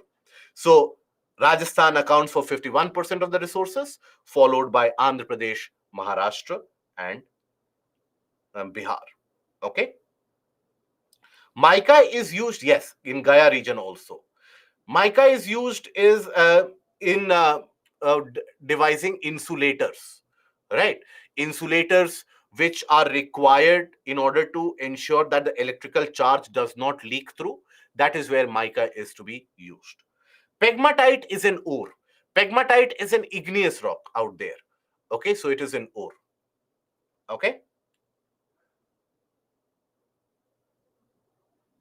right. So now we take a break. After the break, we come to the portion of coal. What type of questions may come in prelims and mains related to metals? So in mains, you don't get questions related to these minerals. You generally, in the mains from this area, you will get questions associated with the location of the industries. That is what we will be focusing upon immediately after the break. But in the prelims, you do get some questions certain times, and that is based upon the current affairs, also upon the location of these minerals. So that is why I will provide you with, I have provided in the PPT itself a detailed list of the regions, the states where these metallic, non-metallic minerals are to be found. That is for your perusal. Okay. Why limestone is not limestone is found in Chhattisgarh MP region, as it is not near the coastline. Is Meghalaya in the region of the coastline? No. Is Rajasthan at a coastline? No. So even the regions of Madhya Pradesh, Chhattisgarh that you see, at some point of time, these were underwater when these were individualistic cratons. So they were significantly underwater in many of these areas. Okay. So all these areas. Why minerals are not found in Western Ghat area? These are also results of basaltic lava. So their degradation has not happened. There, because all the other regions of Peninsular Plateau that you see, they have been created much, I suppose, billions of years before the region of the Deccan Trap. So that is why in the regions of Karnataka Plateau, in the region of Chota Nagpur Plateau, in the region of the Bastar Plateau, in the region of Telangana, Malwa Plateau, there not even Malwa, Bundelkhand region, there has been degradation and weathering which has occurred. In the region of Maharashtra and the area of the Western Ghats, because there has been a very recent volcanic activity around 80, 90 million years back, that is why it will take some time for them to be degraded and then to expose the mineral rich areas. Okay, right? So now we take a break, and after the break, so we take a 15 minutes break, guys. Take a good hearty 15 minutes break. We will extend the session ever so slightly, not significantly much. We will extend the session ever so slightly. If it is not possible for the mapping to be taken today, we will take an extra class for mapping. This 24th session, we will not rush it, as has been the policy throughout. We'll not rush it. So take a good 15 minutes break, and we'll be back in 15 minutes. Okay.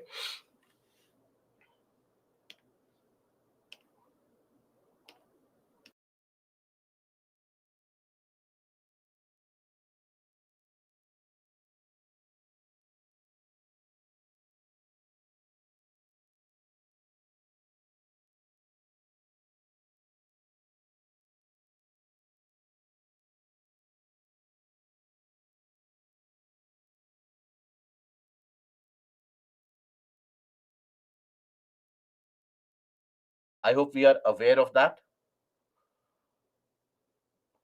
Why mica looks like old books? So it is because it appears in a very thin sheet like format, and it has got multiple different layers associated, hence. By digging of earth. Okay. Coal is to be found as a result of the fossilization of the dead plants and dead trees, rather. Right. So when you have a lot of these dead trees, now when they get deposited and when they die, and there are a series of these trees which get deposited over them, over a period of time, if a lot of sedimentation has happened, then over a span of billions of years, millions of years, over that span of time, the process of carbonification takes place. Carbonification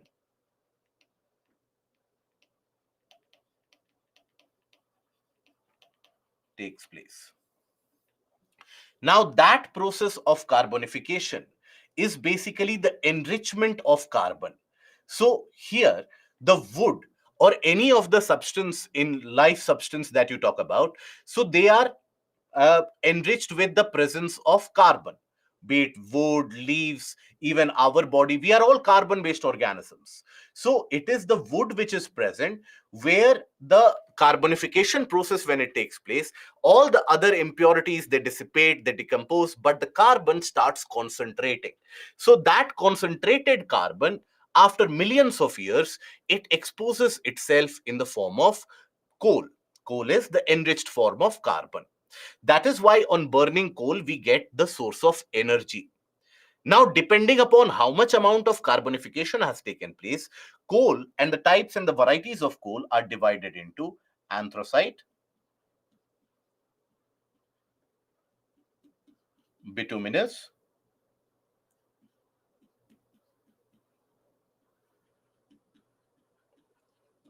lignite, and peat. Okay? Anthracite, bituminous, lignite, and peat. Now, these varieties of coal, they are classified based upon the carbon content.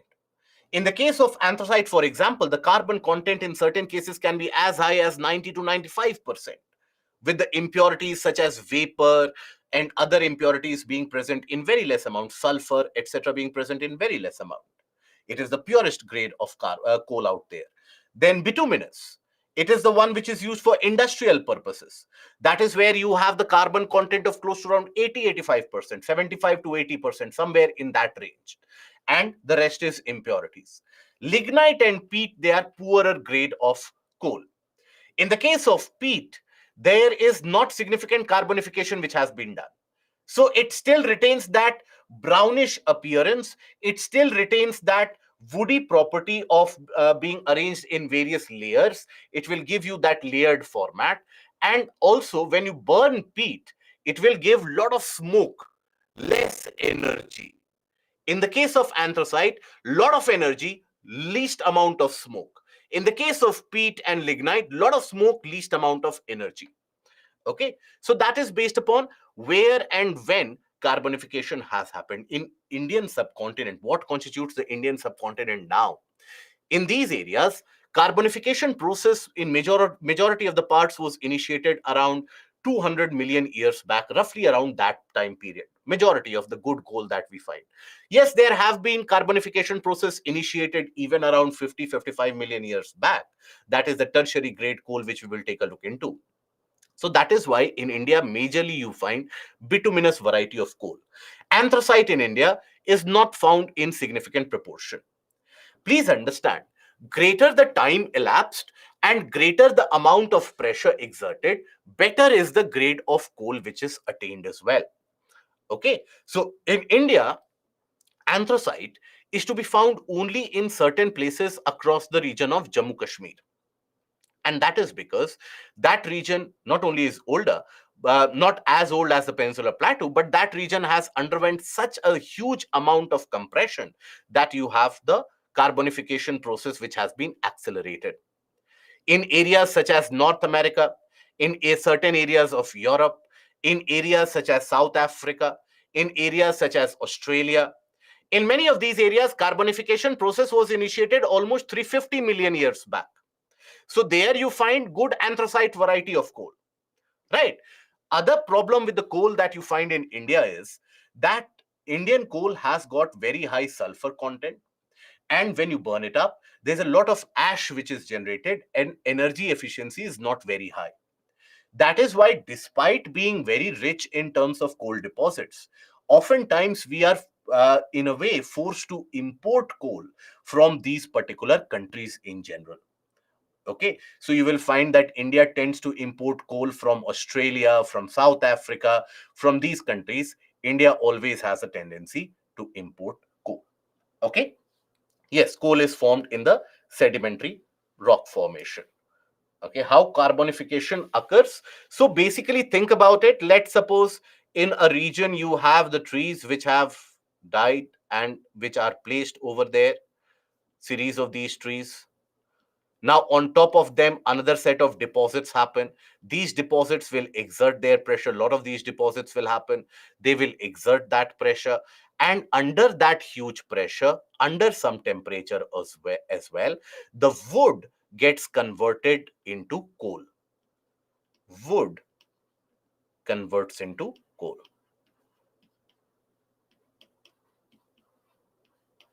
Okay. That happens when the other impurities, they are dissipated, and you have the enrichment of carbon. Carbon gets concentrated. Gets concentrated.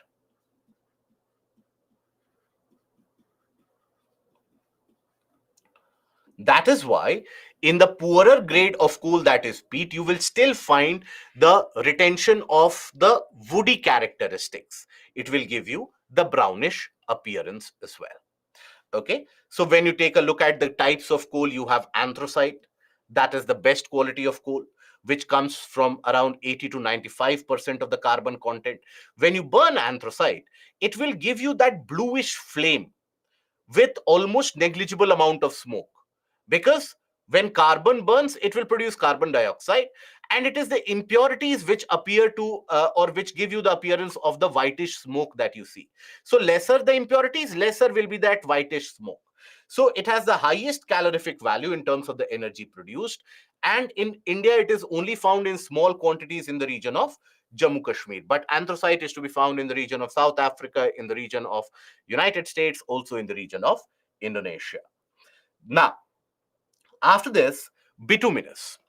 Now, bituminous is the one which is most widely used for various purposes of energy production, for electricity production as well. And here you will find that there is a low level of moisture content. It is widely used and has got a very high significant calorific value. Found in Jharkhand, West Bengal, Odisha, Chhattisgarh, Madhya Pradesh, parts of eastern Maharashtra, that is the Chandrapur region. So there also you will find the bituminous coal. The poorer grade, that is lignite and peat. Lignite is brown in color, right? Woody characteristic. So it has got only around 40 to 50% of carbon content. Rest of it is impurity. So it is an intermediate stage. Look at this statement carefully. It is an intermediate stage which happens during the alteration of woody matter into coal. It has got high moisture content, so it gives smoke when it is burnt. It is found in Rajasthan, Lakhimpur, and Tamil Nadu. Then Tamil Nadu, around the region of Neyveli, right? Peat has less than 40% of carbon content and is the first stage of transformation from wood to coal. So that is why it has got very low calorific value, and even it burns like wood, which gives a lot of smoke. So when you burn wood, energy produced is very less, smoke produced is very high. So these are used generally for domestic purposes. Domestic purposes. Okay, and cottage industry.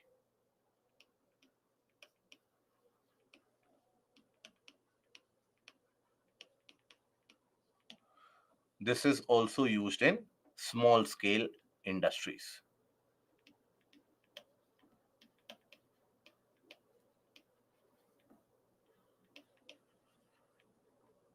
Industry. Okay. For thermal power plants, etc., generally bituminous is put to use. Now, based upon the time when that deposits have happened, when the carbonification has happened, in India, you have the classification of coal into Gondwana grade coal and the tertiary grade coal. Gondwana grade coal represents those coal formations where the process of carbonification was initiated somewhere around 200 million years ago. So across the older rift valleys of river Damodar, that is around the region of Raniganj, around the region of Dhanbad, around the region of Bokaro, that is where you will find a lot of these coal areas. Then Mahanadi, Godavari river valleys also you will find these. Okay, so which are about 200 million years old. The major deposits in India are Gondwana, which are of metallurgical grade and are located in the Damodar Valley. Remember that Damodar is one of those rivers which drains through a Rift Valley system, right? Generally, in Rift Valley systems, you do find some presence of coal. So Jharia, Dhanbad, Raniganj, Bokaro coalfields. Besides that, Godavari, Mahanadi, Son, and Wardha Valley, they also will have Gondwana. The newer deposits, that is the tertiary grade coal, that is where the deposits have happened in the recent past. That is around 55 to 40 million years back. So found in the region of Assam, Arunachal Pradesh, Nagaland, Meghalaya, where the deposits have happened in the recent past.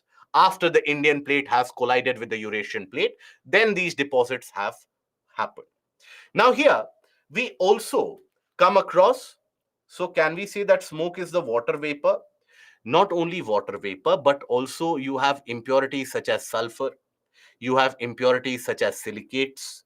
Now, these impurities, they also burn. So that produces a lot of smoke. Okay. Does peat produce more energy? In comparison to what? Peat produces the least amount of energy. Carbon is the one which produces energy. Combustion of carbon is what produces energy. So greater the amount of carbon which is present, greater is the amount of energy produced. So anthracite has the largest amount of energy produced. Peat has the lowest amount of energy which is produced. Okay.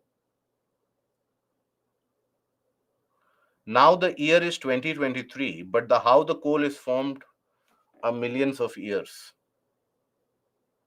Okay. So all the minerals that we have studied till now, do you think they have been created in the recent past, in the past few years or so? Mineral formation is something which comes with the formation of the land itself.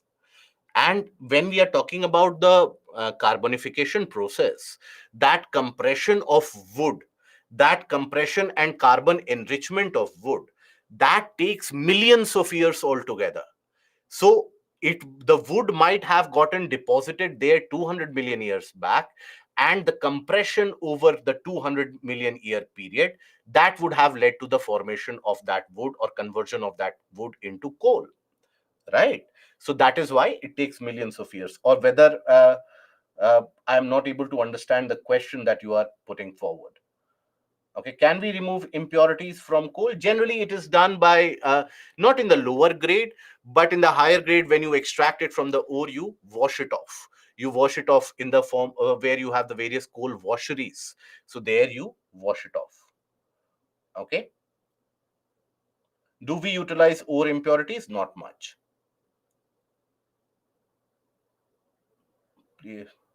What kind of questions we expect from this?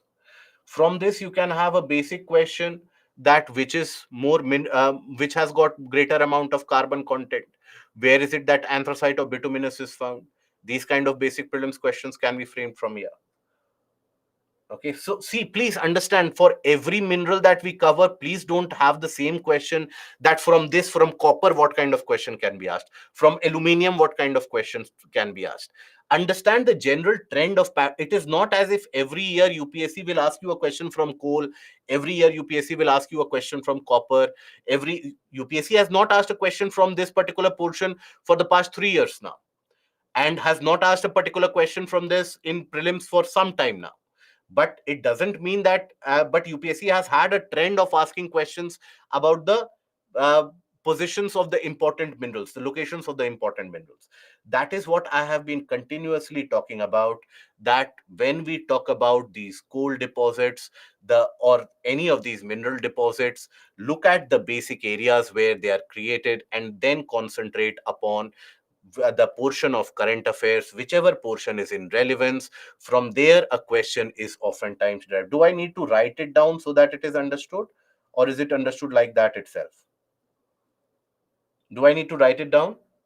Please let me know if you need that in a written format. Okay. See, many of you were saying not required.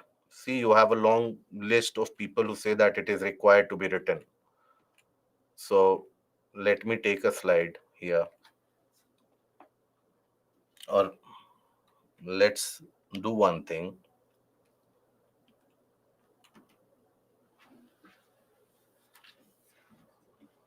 types of questions.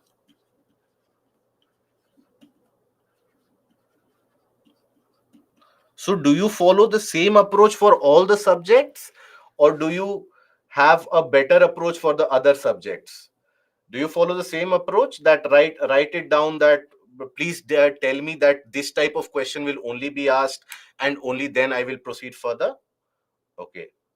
If yes, then I can only provide all the good luck for you for the type of questions which are being appeared in the prelims and the kind of variations that are appearing in the prelims. So I think many of us are still treating it as if we are appearing for the class 10th board examination. So UPSC prelims paper is something which is going to surprise you very pleasantly, if not unpleasantly, to put it in a mild manner. So types of questions, basics of mineral distribution. But in all seriousness, guys, I would urge you to get a bit more serious in your preparation if you really want to clear the civil services. If you simply want to carry out the process of preparation for years altogether, if you want to be one of those veterans that I have prepared for this examination 5 times, 6 times, fair enough. If you want to really clear this examination, get a bit more serious. Okay, basics of mineral distribution across the country.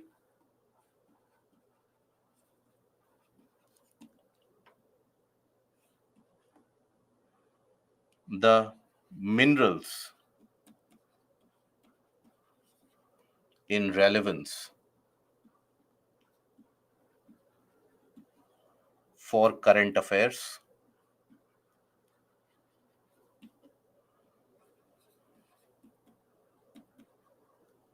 and the location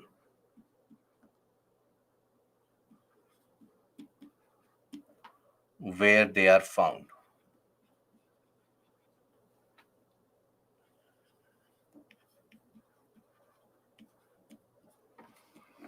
Okay,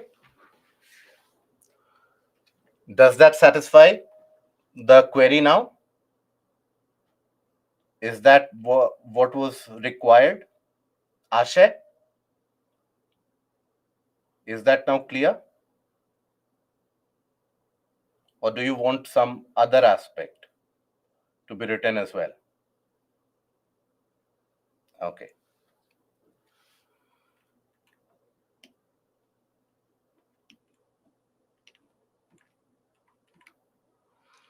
So now we come to the portion of another of these discussions. And okay, nonetheless, so we come to another of these discussions that is referred to as rat hole mining.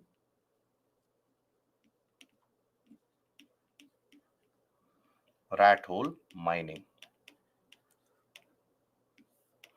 What is this process of rat hole mining? Now, when we talk about rat hole mining, it has been a prevalent issue for some time now, and it is one of the methodologies of illegal mining. This is not legal, this is an illegal method of mining. It is done at an individual level at a smaller scale. So, generally, what you will observe is, yes, Sergeant, we'll cover that today itself. So, here, generally, what you find is in a particular area, let's suppose here you have a coal bed, a coal seam. Okay, let's suppose. Now, in these coal seams area or the regions which are rich in coal, here, let's suppose the Coal India or any of those organizations which are uh, supposed to carry out the mining purposes, they have carried out the meaningful exploitation and extraction of minerals here, and there is not much mineral which is left, so they will evacuate this area. Or let's suppose the mining is being carried out in this area. So what people tend to do is they dig a very small hole.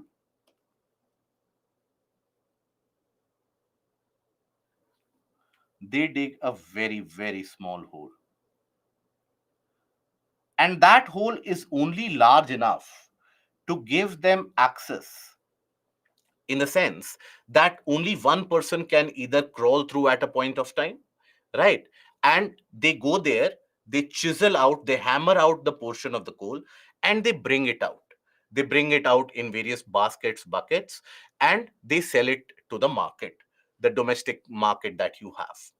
This is carried out in large scale, huge proportion. It causes a lot of loss to the exchequer as well.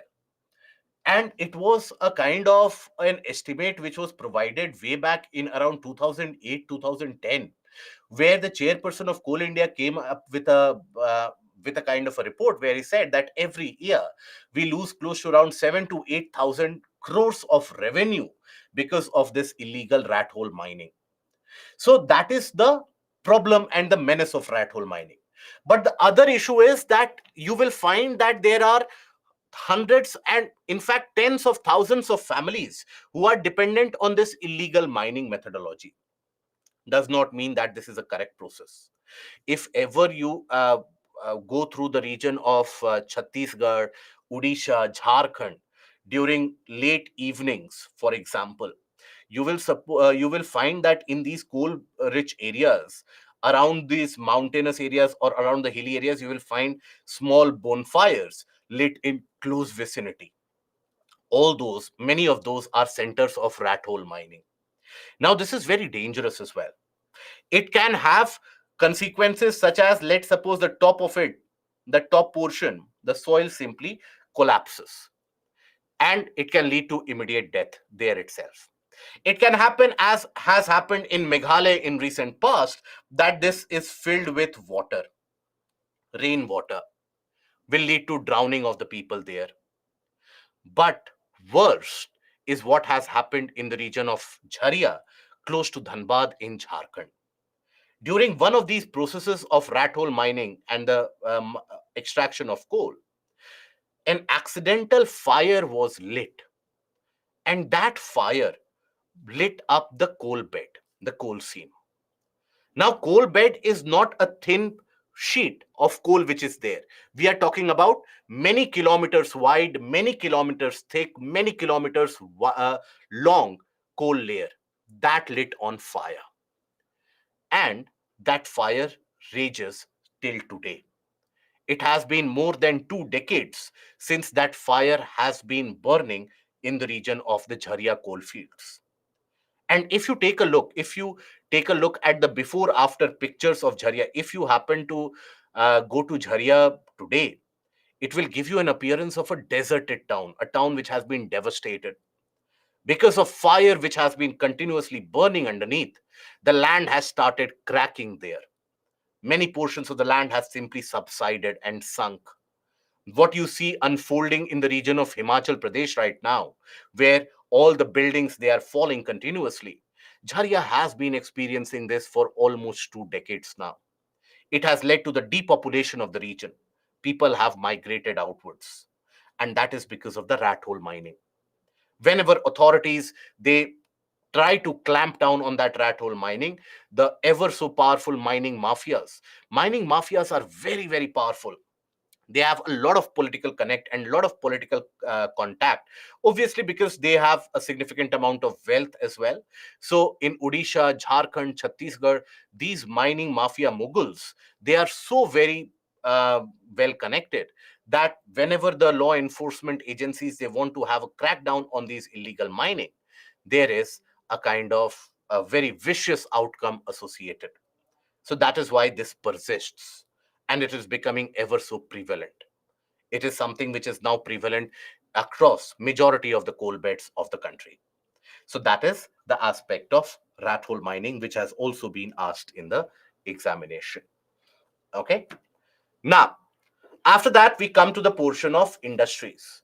Okay. Before that, again, as I have been reminded about it again. So today is the 24th session of geography, and ideally it is supposed to be the final session of geography, but we will do one thing. We will take a separate session for mapping. In the PPT itself, you will get the mapping module. So next Saturday we will arrange a separate mapping session where we shall be talking about the mineral distribution, the locations, and the locational features for mapping. It won't be a 3.5 hour session. It will be a 1.5 or 2 hour session that we will have only for mapping, where we will talk about how to develop the insight about mapping, how to explore mapping. And those of you who require it, I will write it down as well, that what portions are supposed to be looked into. I will talk about the importance of areas such as Katanga Plateau, about the lithium triangle, etc.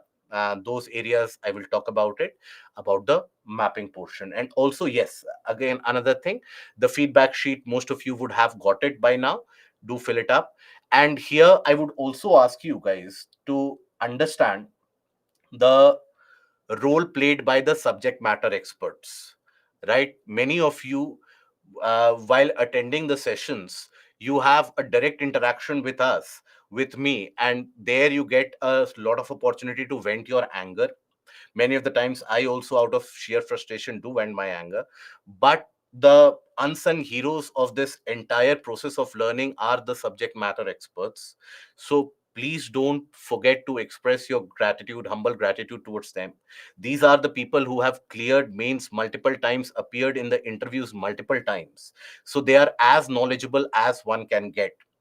And still they are sitting out there listening to all the various different types of expletives that you hand out to them, all the various different types of frustrations that you went out, and still very patiently they try to solve all the various different queries that you have put forward to them. So you have to understand the importance that and the important role that they have played, from right from the solving of the queries from day one to forwarding the various different queries and getting your queries resolved. So please have that sense of gratitude, if not for me, at least for them. Okay, I at least have the opportunity to express my frustration sometimes, in terms of various different types of sarcastic moments, but they sadly don't get that opportunity. So you have to understand. Okay, now the out session is also going to be there next Saturday. Okay, tomorrow we won't have a class. Process of blast furnace, that is something you will study in science and tech. Bermuda Triangle. Bermuda Triangle, again, I will say, what, this is not important for your exams, my dear friend. Bermuda Triangle, the Ram Setu, the city of Dwarka, Kailash ranges, and whether there is divinity presence on the Kailash ranges, that is not relevant for your exams. Okay, for that I'm sure you have multiple different types of entertainment masala channels on YouTube which are available, who have gathered millions of views out there, that let me tell you about the secret of Bermuda Triangle. Okay, so please entertain yourself with those factors. As of now, let us concentrate with the portion of civil services. We are here to help you achieve the civil services. I hope that is your aim as well. If your aim is to simply go for a kind of an entertainment out there, I'm very sorry to disappoint you. That is not something which will be provided here. Okay, land under Jharia coalfields is still burning. Yes, it is. What is, again, you are asking the same thing, what is the process of blast furnace? Blast furnace, okay, blast furnace is that entity where, or that setup where the temperature is at a very high rate, where you have the ore, filtered ore which is melted, and the purified molten iron is extracted out of it. If you are seeking the detailed diagram for the blast furnace, if you are seeking the detailed process of the blast furnace, that is something which will be covered in the portion of science and tech. Yashi, is that understood? Before you write that question again, is that understood? Can we not extinguish fire under Jharia? So various different experiments have been tried out, but there is a, a kind of difficulty which is faced, because we are talking about a large coal bed which has been put on fire. We are not talking about a small area of coal deposit which has been lit on fire. So in that large area which has been lit under fire, how can you put out that fire? So that is the issue. Okay, so that is why it is still burning. Now, Then we come to the portion of industries and their classification. Industries is a module that you will study and you would have studied in the portion of economy either ways. Here, we are concentrating on the basic classification on the industries, and we are going to concentrate upon the location of the industries, the factors which influence the location of the industries. So here, when we talk about these industries, so basically, they are classified based upon the methodology of production. How is it that the production is and the production process is carried out? Okay, that is something which is ensured. So you have the classification as primary industry, secondary industry, as well as the tertiary industry. So when we talk about the primary industries or secondary or tertiary industries, it is dependent upon what is the method of production, what is the methodology of production, what is the kind of raw material which is used, and what is the entirety of the production process. Okay, so in the case of the primary industries, here you use the natural raw materials. For example, you talk about the agro based industries out there, you talk about the mineral based industries out there. So they are the, for example, mining processes, etc. They come into the category of primary industries. Here significant value addition does not happen. Value addition happens in the case of the secondary industries, where generally you have the output of the primary industries as the raw material. So, shipbuilding, automobile manufacturing, aircraft manufacturing, all of these, they come into the category of secondary industries. And then you also have the tertiary, that is generally concentrated with the services sector. For example, let's suppose the hotel business, for example, the restaurant business, the airline industry. Aircraft is manufactured by someone else. For example, when we talk about the aircrafts, the Boeings and the Airbuses of the world, they carry out the manufacturing, right? But when it comes to operation of the aircrafts, you have Indigo, SpiceJet, Air India, etc. So these are tertiary sectors. So banking, insurance, they become a part of tertiary.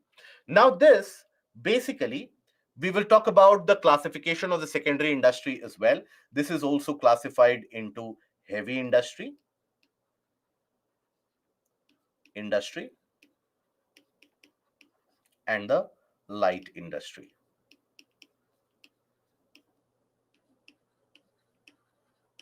This is based upon the raw material, whether the raw material, let's suppose the or the finished product.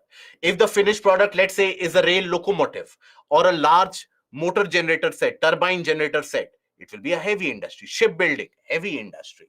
Then automobile industry, heavy industry. Light industry, for example, let's suppose the electronic items, this electronic pen out there, the watches that we have, all this will come under the category of light industry. So here, primary industries, they are usually very simple industries involving processing of raw materials to give input goods for the secondary sector. Value addition is usually minimal, and they are usually material oriented. Okay, so example, coal mining and washing, oil refining, flour milling, metal smelting, stone crushing, these are the examples of your primary industries. All these are your examples of primary industries. Okay, so here you will find that the raw material is directly from the nature itself. Not much value addition is done.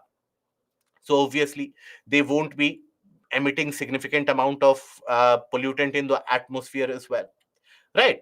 Next we have the secondary industries. Here a large amount of value addition is done, so it is capital intensive.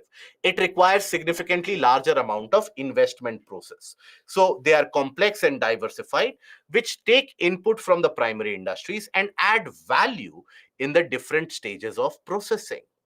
Okay, they keep on adding value. The value additions are so significant that they may have a locational preference in the favor of market. So the value addition, for example, steel.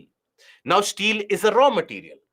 From that steel you can manufacture a turbine, you can manufacture a ship, you can manufacture a locomotive. Generally you will favor the location of the industries in such a place where you have the accessibility, availability of the market demand as well. Okay, so that comes under secondary industries. This is also classified into heavy and light industries depending upon the final output of the product that is generated. So, for example, heavy chemicals, heavy machinery, locomotive, shipbuilding, heavy electrical, they come under the category of heavy industries. So, they are identified by the nature of the bulky product or very high capital inputs. So, here they can also influence the environment adversely. This require high amount of investment.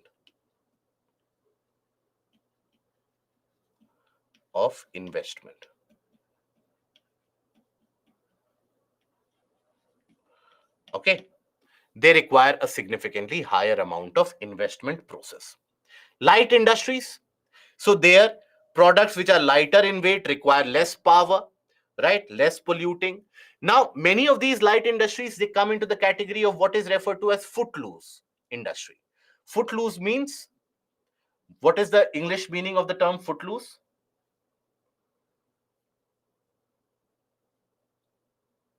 Nitin, is it not required to write about quaternary? No, quaternary and quinary not that important, but a basic information is more than sufficient. Footloose basically refers to, the English terminology of it is something which is highly mobile, which is not stagnant at one place.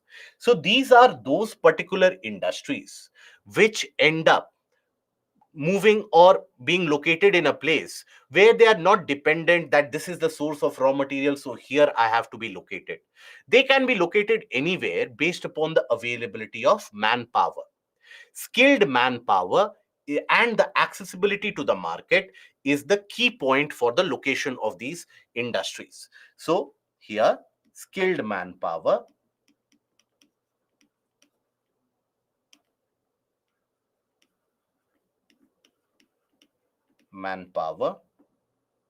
and accessibility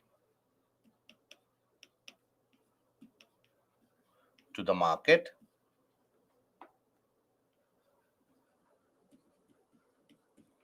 are key determinants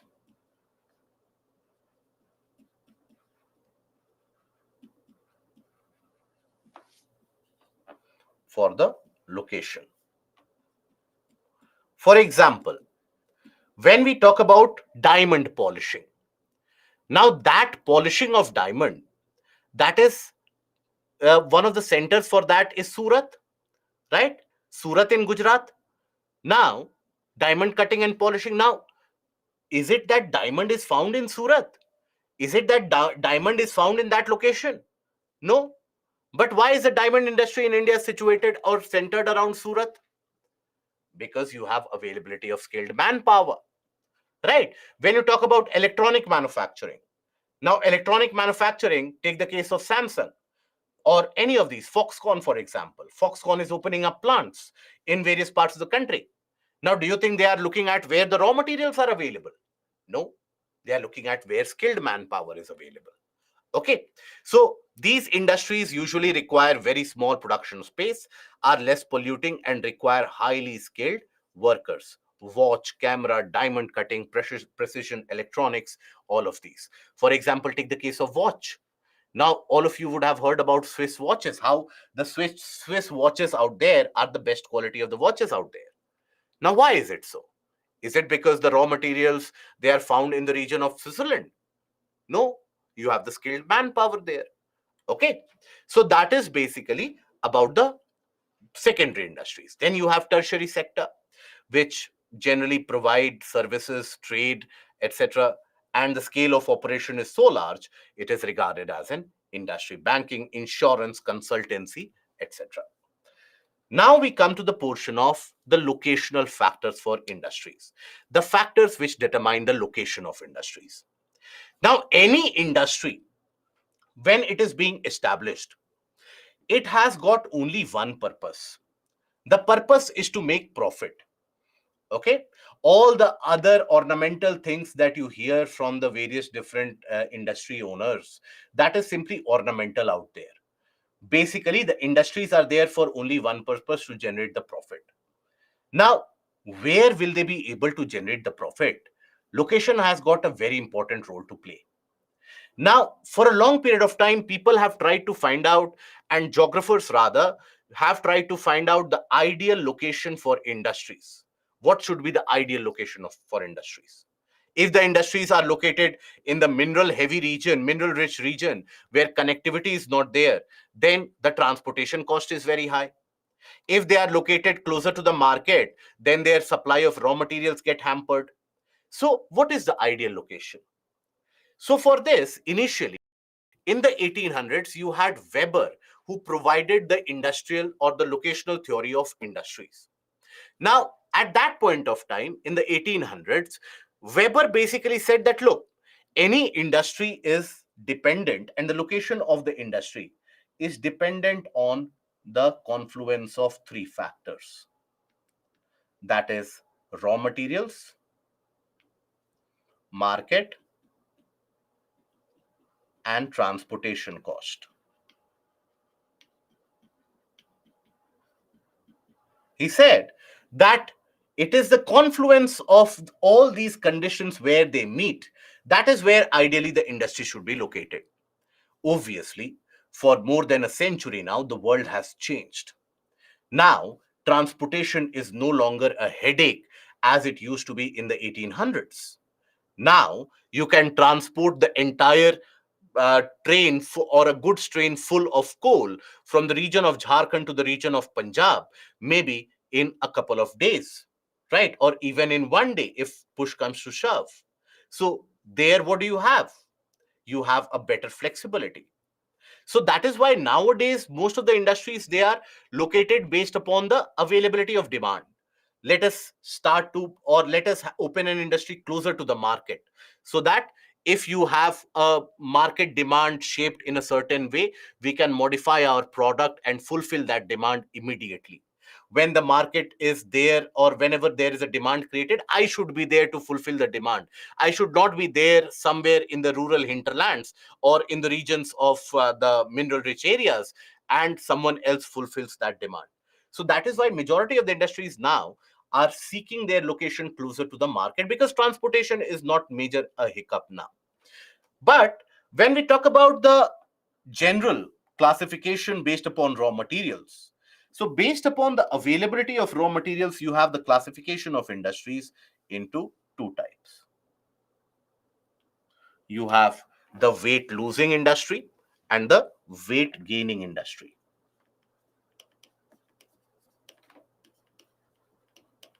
Weight losing industry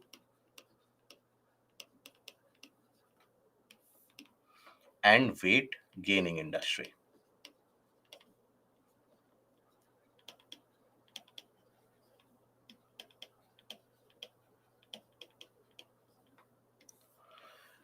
Now, what is this weight losing and weight gaining industry? When we say weight losing, in this case, the final product is lighter than the raw material. Final product is lighter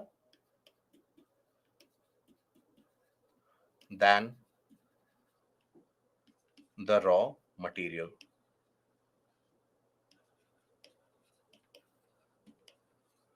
Can we have an example of this? Good. Paper, iron, sugar. Very good. Final product is lighter.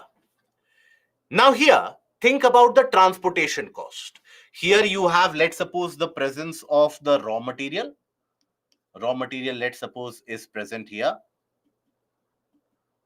right? Here you have the market, let's suppose, where you have to take your product. Now, where is it that the transportation cost will be less? If your industry is situated at a place, let's suppose here at A, or if the industry is situated at a place here B, in which of these cases do you think overall the transportation of raw materials and then the transportation of finished product, where is it that it will be cheaper? What do you think? Okay. So for every person who has said A, I have another couple of people who have said B. Okay. Many people have said that it will be equal. Okay, so let me simplify this example further. And many of you have said same. Let me simplify it further.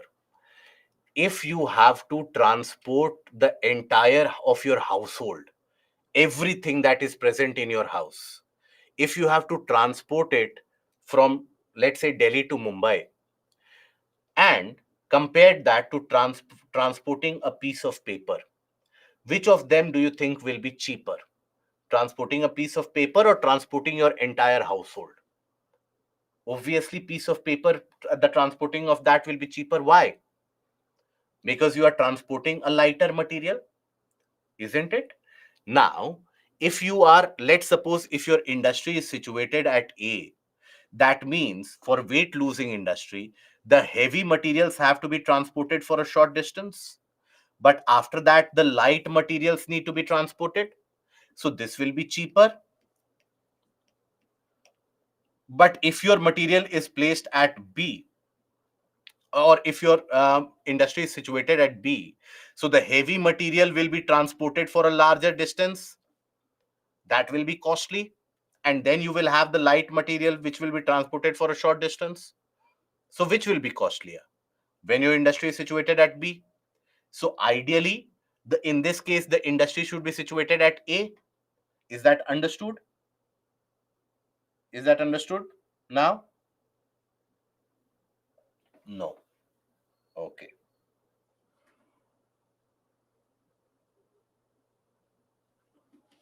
Okay.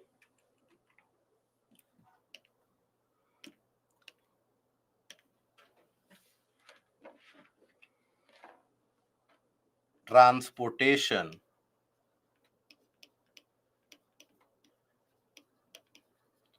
of heavier items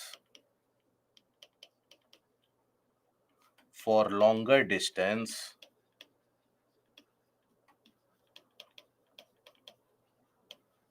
is costly.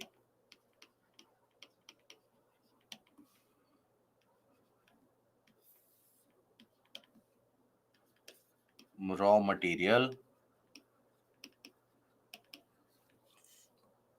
and market. This is an absolute common sense, guys. So, if industry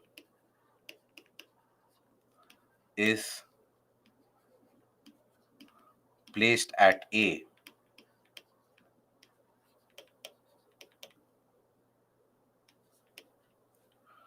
heavy materials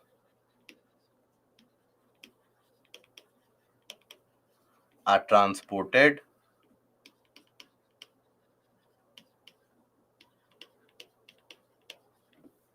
for a small distance,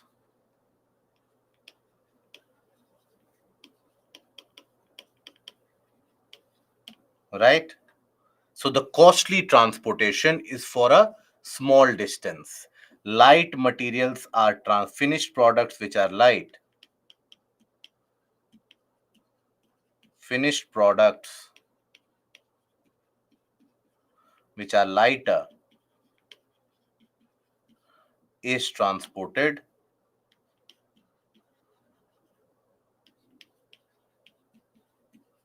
for major distance.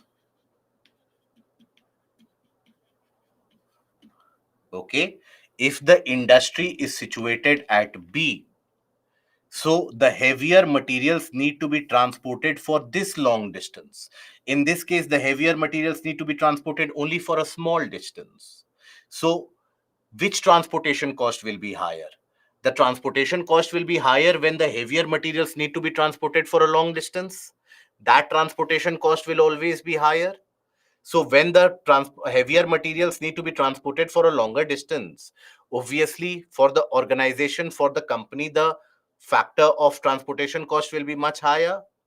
That is why it is always cheaper for the industry to be located closer to the raw materials so that the overall transportation cost is lower. Is that understood now? Anyone who has not understood this?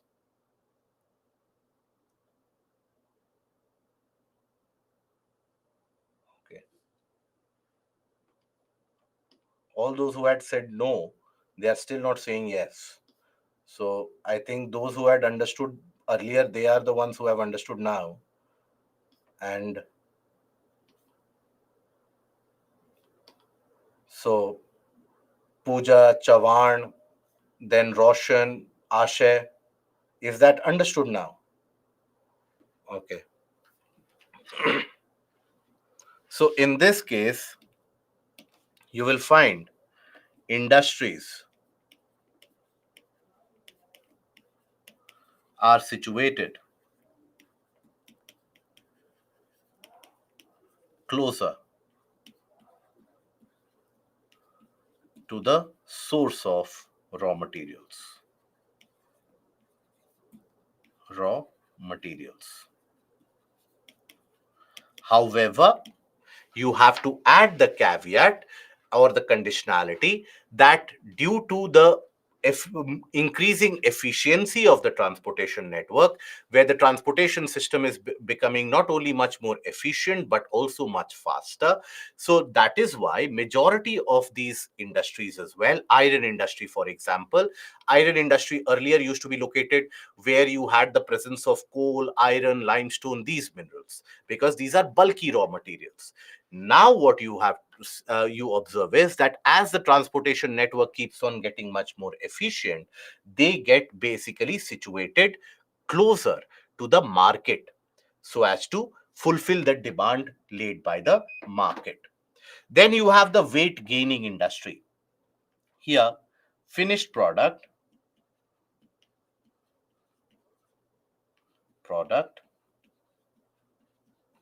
is heavier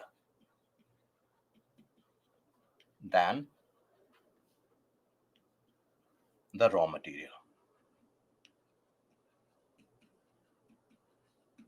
Okay, so example, shipbuilding, locomotive, etc. So in this case, where would you prefer it? That the heavier materials need to be transported for the shortest distance? So always in this case, you will find that the final or the location is much closer to the requirement of the market. So here, the finished product or the location is closer to the market.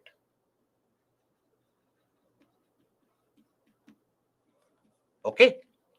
Now, there are other set of factors also which end up influencing and determining the location and the position of various different industries. So you have the availability of raw material. There should be unhindered supply of raw material. That is a prime purpose and a prime requirement. And we have seen that how based upon the availability of raw material, you have the weight gaining and weight losing industry out there. Then you have the fuel and power. So reliable supply of fuel and power, that is very much required to keep the industry up and running. Okay, that reliable supply of fuel and power needs to be there. Because think about it, even if let's suppose there's a power disruption for let's suppose even half an hour. Now in that case, the industry will be forced to shut down, and then restarting the entire production process again, that will take us some amount of time. So that will bring about a loss of millions of dollars of worth. Now semiconductor industry, the entire country is now focusing on development of the semiconductor industry. One of the reasons why semiconductor industry did not pick up in the late 80s, or in fact in the 90s and the early part of 2000s, was because the power supply was not very reliable. Power supply for semiconductor needs to be pitch perfect. The same frequency needs to be maintained, right? So that was not very reliable. So that is why semiconductor industry did not pick up. Any industry, if you ask the industrialist, where would you want to set up your industry, be it in a state like Tamil Nadu, where you will have unhindered supply of electricity, continuous supply of electricity, or be it in a state where electricity is very fluctuating, they will always choose Tamil Nadu as a location. They will always choose Karnataka as a location, because If the electricity is continuous, they will choose that location. Okay. Then you have the availability of human resource. Yes, pure water is also one of those factors which is very much required. Availability of a lot of pure water is required for semiconductor industry as well. So here you have the portion of human resources. Human resources here include both skilled manpower and the unskilled labor force.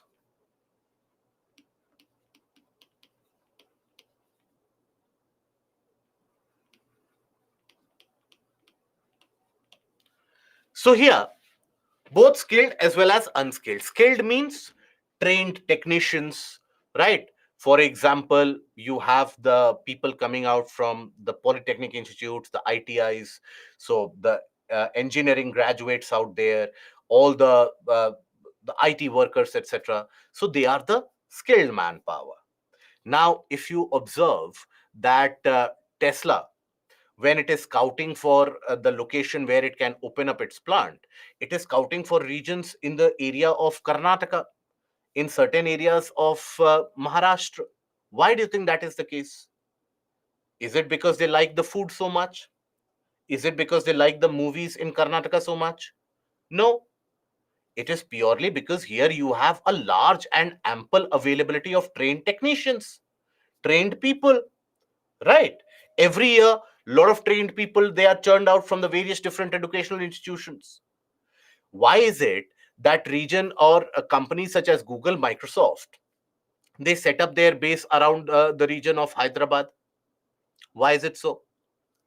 Is it because they like the setup there? There, they concentrate their location because you have a lot of IT workers in that region, isn't it? So that is one of the primary factors for the location of industry. Then unskilled manpower is also important. So for purposes like the heavy or the large scale industries, you require a lot of, in general, the manpower, which might not be very skilled.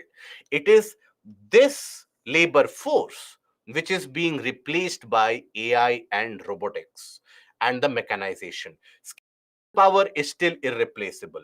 It is the unskilled labor force whose job is at risk with the increased automation, with the increased machine learning, with the increased AI. So, when you talk about the impact of AI and those aspects of science and tech, when you bring to the question, it is that unskilled manpower which is at risk. Then, transportation. So, transportation is an important factor. Transportation needs to be affordable, efficient, and basically fast. Pula, well, he was one of the major factors for the industrialization and development of Hyderabad. There is no denying of that fact. But other than that, Hyderabad traditionally, along with the region of Bangalore, they have always produced significant amount of IT skilled IT professionals, right? If any other chief minister from any other state, let's suppose, where you don't have these institutes, they try incessant amount of lobbying, Microsoft or Google will not come to open their base there. So that is also another factor. Garvit, I think it's other way around. That you are saying that skilled manpower will be replaced and not the unskilled labor. So please understand, with increased automation, with increased factor of the machine learning, etc., all the production processes, largely in the manufacturing sector. I'm not talking about the services sector. In the manufacturing sector, large amount of these. So anyways, in the services sector, you have almost negligible role played by the unskilled labor force. In services sector, all that debate discussion that you are having for chat gpt and how chat gpt is replacing the content creators and the program coders, that is in the services sector, right? And in services sector, have you seen the role of unskilled manpower there? No, never. When it comes to manufacturing sector and the primary sector, that is where their role is very high. And that is where you will find that it is the automation process which has removed the utility of their role furthermore. Is that understood? right? Now, transportation needs to be affordable, efficient, fast, being able to transport a lot of goods. So that is why majority of the industrial hubs across the world, they are situated either across the coastline, as in the case with China. All the industrial hubs are situated across eastern part of China. Why? So that you have easy accessibility of the trade with the help of the sea, right? Then in the region of United States, you have them being situated across major transport arteries as well. Same is the case with Europe. In India also, industrial centers, you will find they are situated at these regions of those transportation arteries, transportation networks, where you have the connectivity with the help of the highways, connectivity with the help of the railway lines, etc., or across the port areas. So, for example, one of the reasons for location of all the automobile majors around the region of Tamil Nadu is the availability of the port cities. Okay. Then market, wherever there is demand, industries will try to open up their location there. Apple opened up its location in China, manufacturing center in China. Why?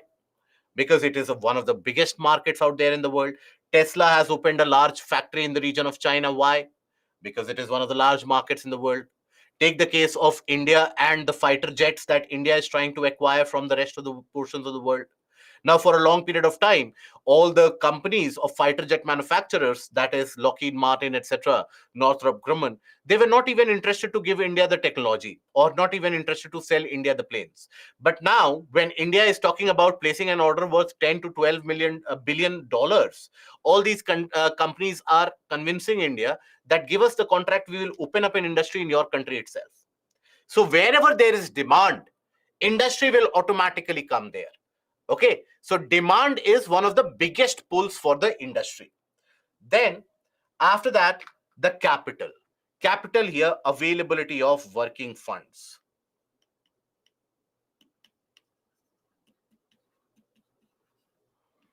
Of working funds.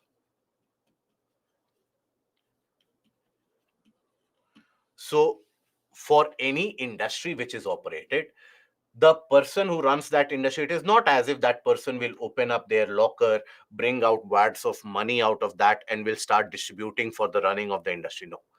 The industries always operate based upon the availability of the working capital. If the working capital is available at an easier rate of interest, easily available, industries will automatically get located and get placed there. Okay. Then you have government policies. Government policies include taxation,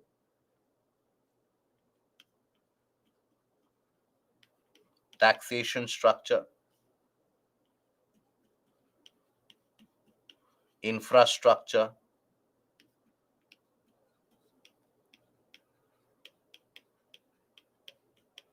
law and order,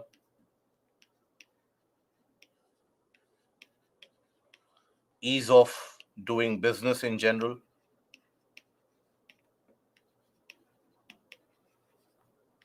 ease of doing business. This is a major factor. WC, what do you mean by WC? So these are the major factors which influence the decision making, that where the industries will be located, where the industries will actually be located in general. Okay, so for example, when we talk about taxation structure, you will find many of the pharmaceutical companies situated in certain states such as Goa, Himachal Pradesh, Uttarakhand. Is that because they find natural herbs there? No, because the taxation structure is incentivized. Many of the states, they provide the incentive that come and open up an industry in our state. We will not charge you tax in that particular state for this much duration. So that is the availability of taxation structure. Then the infrastructure. Infrastructure is of prime importance. If there is no infrastructure, regardless of how much appeals that the chief minister of that state does or the prime minister of the country does, there is no industry which is going to move. Take a case of, for example, the state of Bihar. Now, state of Bihar has been lacking infrastructure for decades now. Regardless of whatever is being said and what is being done, still you will find that the infrastructural or the state of infrastructure is still very bad. It is still not very good up to the mark what is required. Take the case of Jharkhand. Jharkhand is one of those areas which is minerally very, very rich, right? One of the richest areas in terms of mineral deposits. But infrastructure is woefully bad. It is as bad as it can get. Connectivity is woefully bad. So industries, they don't try to locate there, right? So infrastructure is important, law and order, and then ease of doing business. How long does it take for you to clear the files, to get the approval process done? And I might have given this example earlier, that you had the chairman or the owner of the Marriott groups of hotels. Now, after he was establishing a series of hotels in the region of Vietnam, when he came to India to open up and inaugurate a hotel, people asked him this question, that why don't you open more hotels in India rather opening up hotels in Vietnam? He gave a simple statement, that the time that it takes for me to get clearance from the government in India, in that time, I not only am able to construct the hotel in Vietnam, I'm able to start the business as well. So in India, in many of the regions, in many of the cases, it takes years to get the clearance. Then you have the political stability, the political setup, all of them are also responsible. And there I would direct you to some of the very interesting articles which have been indicated about the phase where the region of West Bengal, for some period of time immediately after independence, that used to be a major industrial hub of the country. But then all the industries migrated from West Bengal. They moved to Maharashtra. They moved to Karnataka, Tamil Nadu. Why? That is because in the region of West Bengal, for a long period of time, you had a phase where you only had series of agitations, strikes, and calls of for bunds. Right? Every other day, you had some or the other union imposing a strike that we will not go to work. This is, we want this particular thing to be fulfilled, so shut down or closure of the industry. The industries cannot tolerate so much amount of losses. So all of them, they shifted their base to Mumbai. So that is one of the very interesting research papers about the deindustrialization of Bengal. There's a factor of, or there's also a research paper for deindustrialization of Punjab as well, but that is for some later time. Now, these government policies, just let me give you an idea about it. One of the largest semiconductor manufacturers of the world, that was earlier, now it is acquired by a different company. So a couple of decades back, you had the largest semiconductor manufacturer of the world, that was Freescale. It wanted to set up one of the largest semiconductor manufacturing facilities in India because it saw the potential of the growing market in India. It wanted to open up its facility in Kerala so that even the semiconductors manufactured there could be exported as well. But it made two demands from the government. The demands were: ensure that the land acquisition process is smooth, that once we have acquired land, there are no further litigations which are carried on, and we are not dragged to the court for the land acquisition. So ensure land acquisition for us. And secondly, kindly ensure that for 1 year period, we don't face band and strike calls. Right? The government said we cannot ensure these two. Right? This is too heavy a demand that you have made. So Freescale very openly went to China, opened up one of the largest semiconductor manufacturing centers of the world in China, and look at where the ecosystem for semiconductor manufacturing in China has gone to, and how India is still trying to catch up. And we are still decades away from catching up to the potential of and the prowess which China is indicating. So we are still very far away from that. So that tells you that how a combination of factors in many of the cases influences the location of industries. Now, working capital, you had asked. Working capital is basically the availability of funds which are required for the funds which are required for the day-to-day operations of the industries. For example, payment of wages, for example, installation of new machineries, for maintenance of new machineries, transportation cost, logistics cost, warehousing cost, all of that comes under working capital. Okay, right. By the way, I hope we are okay to extend the session for around 30 to 40 minutes. That is when we will be covering the portion of human geography. Okay, are we okay with that? Perfect. So we will be extending the session for 30 to 45 minutes, and we will be covering about population settlement. Not a heavy discussion. We will have a light discussion based upon your observations around you.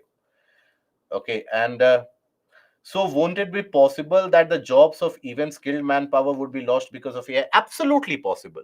It is happening. Absolutely, it is happening. But it is the unskilled labor which is almost, their role is almost pushed into extinction now. Eventually, AI will has got the potential to hamper even the skilled manpower force. Okay. Now, long-term capital use for what? Long-term capital use is basically about the portion of the acquisition of, let's suppose, uh, a larger equipment, setting up of a newer manufacturing facility. That is the long term. Working capital is different. Okay, the Hindu analysis, it will be available on YouTube, my dear friends. You can watch it at a later point of time as well. Don't worry about it. Banking facilities are required. Not so much. For location of industries, not so much, because when an industry opens up in a region, automatically it will attract a lot of manpower. Automatically the banking facilities and the services sector will come up. So that is the general progression in an economy. All the economic setups, I know I'm digressing into another subject, but all the economic major economies that you see, you will observe initially they have increased the primary sector. After the primary sector, the manufacturing sector grew, and that is where the entirety of the bulk of the labor force from primary sector migrated to manufacturing sector. That is when the manufacturing process grew, and that provided a sustainable growth for services sector as well. In our country, sadly, it is slightly morphed in the sense that you had a large scale uh, use of the primary sector agriculture. Manufacturing sector never picked up because of the various lacunae in the industrial policy. You have the various industrial policies that you would have come across. Then after that, you would have, rather than the manufacturing sector growing, we had a sudden outburst of the services sector. So that is why you don't have the labor force migrating from agricultural or primary sector directly into services sector, because it is a skilled workforce required. So rather than the labor force shifting from primary to manufacturing, we have an overstress in the primary sector itself. And that is why the services sector is completely driven by the IT sector. If the IT sector fails, then the services sector collapses many of the cases. Okay. Now, here, when we talk about the industrial regions, now in our country, you have certain industrial regions out there, certain particular industrial regions. Now, these industrial regions, they are the hubs of the industrial processes. In all these places, be it the Mumbai Pune zone, be it the Delhi Meerut Gurgaon zone, be it the region of the Hooghly Kolkata area, be it the region of Chota Nagpur Plateau, be it the Bangalore Chennai zone, in all of these, you will observe certain basic characteristics. What are the basic characteristics?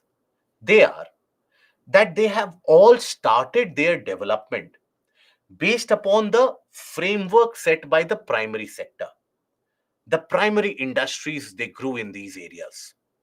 Once the primary industries, they started growing, abundance of labor force and the industrial ecosystem then carried the momentum further. So we will take a look at few of them to understand the broader pattern. So here, when we take a look at it, first of all, Mumbai Pune industrial region. Now, in the case of the Mumbai Pune industrial region, the industrialization of this region is owed to the origin or the time of British rule in India itself. Now, the region of Mumbai, it started developing as an industrial hub due to cotton textile. Cotton, which was largely produced in the black soil regions in the vicinity, that cotton textile would be processed in this area. And that is why it started growing in prominence. Now, if you have cotton textile, you would also require chemicals to treat that textile. You would also require chemicals to color that textile. So that is where the chemical industry also started coming up. With the Bombay High giving up crude, you had petrochemical industry also started to come up. So that is how the entire industrial setup. Now, initially it was concentrated only in Mumbai, but the establishment of transportation corridor between Mumbai to Pune and Mumbai to Nashik has virtually expanded this particular industrial region into the Mumbai-Pune industrial belt. Okay, so cotton was cultivated in the black soil area of the Narmada and Tapi. Then partition of the country in 1947 adversely affected the region because 81% of the total irrigated cotton area growing long staple cotton went to Pakistan. In addition to cotton textile, chemical industries, engineering goods, all the various industrial sector have come up. It all started with cotton textile. Take a look at the Hooghly region.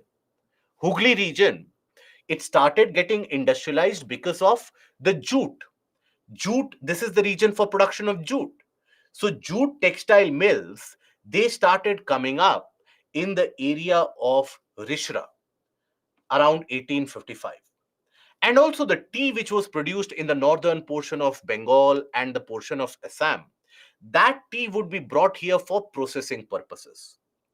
Then furthermore, coal and iron ore being found in the nearby region of Chota Nagpur Plateau, that added the availability of raw materials. Then the river Hooghly and its contact with the port, that provided other transportation facilities for the rest of the world. Slowly and steadily, the industrialization happened. Cheap labor force was always available from Bengal, from Assam, from Bihar, from Jharkhand, from Odisha. People would migrate to Kolkata to seek a better life for themselves. So cheap labor force was always available, right? And that brought about industrialization. Haldia port, which was developed later on, further added to the heft of that industrial center. And now you have the refineries, petrochemical facilities also at Haldia, which has further diversified the industrial base. So, yes, petroleum refinery has also been opened up. So, beside navigable rivers, roads, and the railways provided links for the benefit of the Kolkata port. Discovery of coal and iron ore in Chota Nagpur Plateau provided raw materials. Tea plantations in Assam and northern parts of West Bengal also aided to the industrialization. Processing of deltaic Bengal's jute is where the process started. Cheap labor could be found. Location of petroleum refinery at Haldia and construction of Haldia port along with the mega thermal power plant. Yes. So that mega thermal power plant of 660 megawatt, which has been opened up, that has further augmented the industrialization of the region. Okay. Now, then you have the Chota Nagpur. Chota Nagpur is a minerally very rich area. Now, Chota Nagpur minerally rich area is one of the reasons why industries would be located there, raw material availability.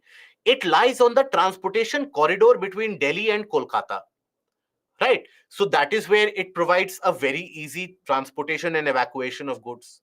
Along with that, here you also have a significant cheap labor supply in this region from the area, from the state itself, from the surrounding areas of Bengal, Bihar, Odisha, and Chhattisgarh also. So cheap labor supply is also there. So raw power is always available because of hydroelectric power facility in the Damodar Valley Corporation and also the thermal power plant. So all these factors have created many different industrial zones, such as you have Daltonganj, you have Hazaribagh, Jamshedpur, right? What was also referred to as Tatanagar. So all these are industrial centers. Yes, all the major iron and steel industries would be situated here. Then you have the Delhi Meerut Gurgaon industrial zone. Now, the Delhi Meerut Gurgaon industrial zone, why Chota Nagpur is called the Ruhr of India? Because where is it that the Ruhr Valley is situated, Sajan? Ruhr Valley is situated in Jamshedpur is in Gujarat. No, Jamshedpur is in Jharkhand. Okay. Ruhr Valley is situated where? In Germany. It is situated, it is a minerally very abundantly rich area, right? So that is where you have the similarity with the case of the region of Chota Nagpur Plateau as well. In the Ruhr Valley also, you have a Rift Valley system and you have the coal deposits also in that region, iron deposits also in that region. So a lot of similarity. That is why. Okay. Now, then the Delhi Gurgaon Meerut industrial zone. This also started developing on the two axes of Delhi, on two ends of Delhi, based upon the utility of, first of all, the raw materials and the primary sector. So when you go from the region of Delhi westwards, that is into the region of Panipat, Sonipat, further ahead up till the region of Ambala. So that had earlier been an agro-rich area, but also you had the production of lot of textiles, right? Then you had a field oil refinery, which was basically set up at Panipat. That brought about industrialization. Indian Oil Refinery at Panipat, that brought about auxiliary setup of industries in that region. Meanwhile, as you move into the region of from Ghaziabad to Sahibabad region, then the region of Modinagar, Meerut, Saharanpur, that had been a sugar belt. And there you had a lot of sugar mills coming up. So that brought about an industrial ecosystem. Closeness and proximity to the national capital brought the availability of market, easy transportation facility, because infrastructurally, Delhi NCR is one of the best connected areas across the country in terms of infrastructure. You have the best quality highways, flyovers, expressways, and also rail and air links are provided to the maximum extent. Right. So that is how the industrialization started. The industrialization also started or was augmented with setting up of the Maruti Udyog in the region of Manesar in Gurgaon. That set up many of the small industries in the vicinity. And slowly, steadily, that industrialization process continued. It diversified into the services sector. Now you will find in the region of Gurgaon, in the region of Noida, software parks and the service sector industry that has started dominating. Okay, so one belt extends from Agra, Mathura, Meerut. So even in the region of Mathura, you have an oil refinery. Even in the region of Panipat, you have an oil refinery. Okay, so the industries are light and market oriented, and you have the various different. So software industry is the recent addition. Now, one other factor that you have to understand when you talk about the requirement of the process of development of India, these are certain of these concentrated areas of development of industrialization.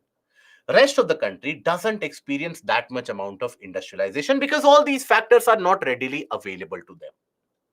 So, what was deemed as a solution was basically the connectivity of these areas.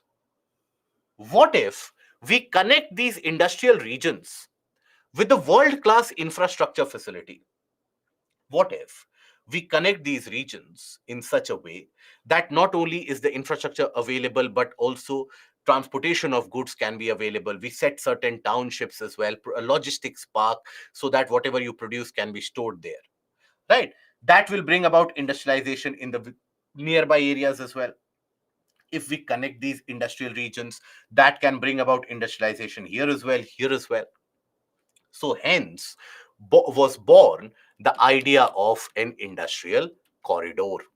So when you talk about an industrial corridor, so these are the ones which end up joining the important industrial locations, providing the infrastructural facilities in between as well. That is the infrastructural or industrial corridor. So excuse me, they offer effective integration between industry and infrastructure, leading to overall economic and social development.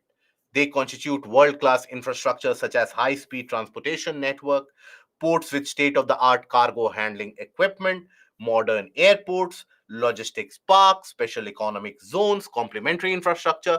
So overall, it is to attain an infrastructural growth, industrial growth in the regions in between as well, so that the industrial centers, they are not cluttered in certain of the metropolitan regions. The industrial growth is democratized for the rest of the country as well, so that let's suppose a kind of an individual trader sitting, or any small scale manufacturer sitting at Belgaum, for example, that person should have the ability to sell his goods or in the international market by sending his goods through the best quality of the road network, rail network to Mumbai port, and from Mumbai port it can be taken up. So that is the importance and the necessity of providing these industrial corridors. These industrial corridors, they are also something that you will always find the mention in current affairs news. When you go for newspaper reading, these industrial corridors are oftentimes put up in news. So please pay attention to that. Which is the implementing agency, which is the implementing body, that is directly asked in the examination. This year also you had this question asked in the exam. Okay, now here is the list of the various different minerals and the states where they are located, non-metallic minerals, and here you have the metallic minerals where they are generally located. Now we come over to the portion of population, settlement, and transport. Before that, if you need a 5 minutes break, please let me know. I will give you a 5 minutes break before that.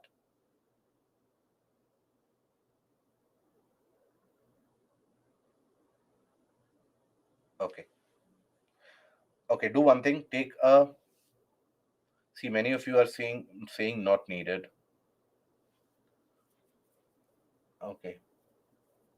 No, 10 minutes break is out of scope as of now. Okay, so do one thing, take a 5 minutes break, guys, but sharp 5 minutes. Okay, and we will be back in around 10:10, and then we will continue. We will finish this particular module of discussion, and then we will end the session here. Mapping, we will do it next Saturday. We will find an adequate time, maybe around 7. We will start. We will have it for 2 hours, and that is it. Okay, so let's take a 5 minutes break, and then we come back and we continue.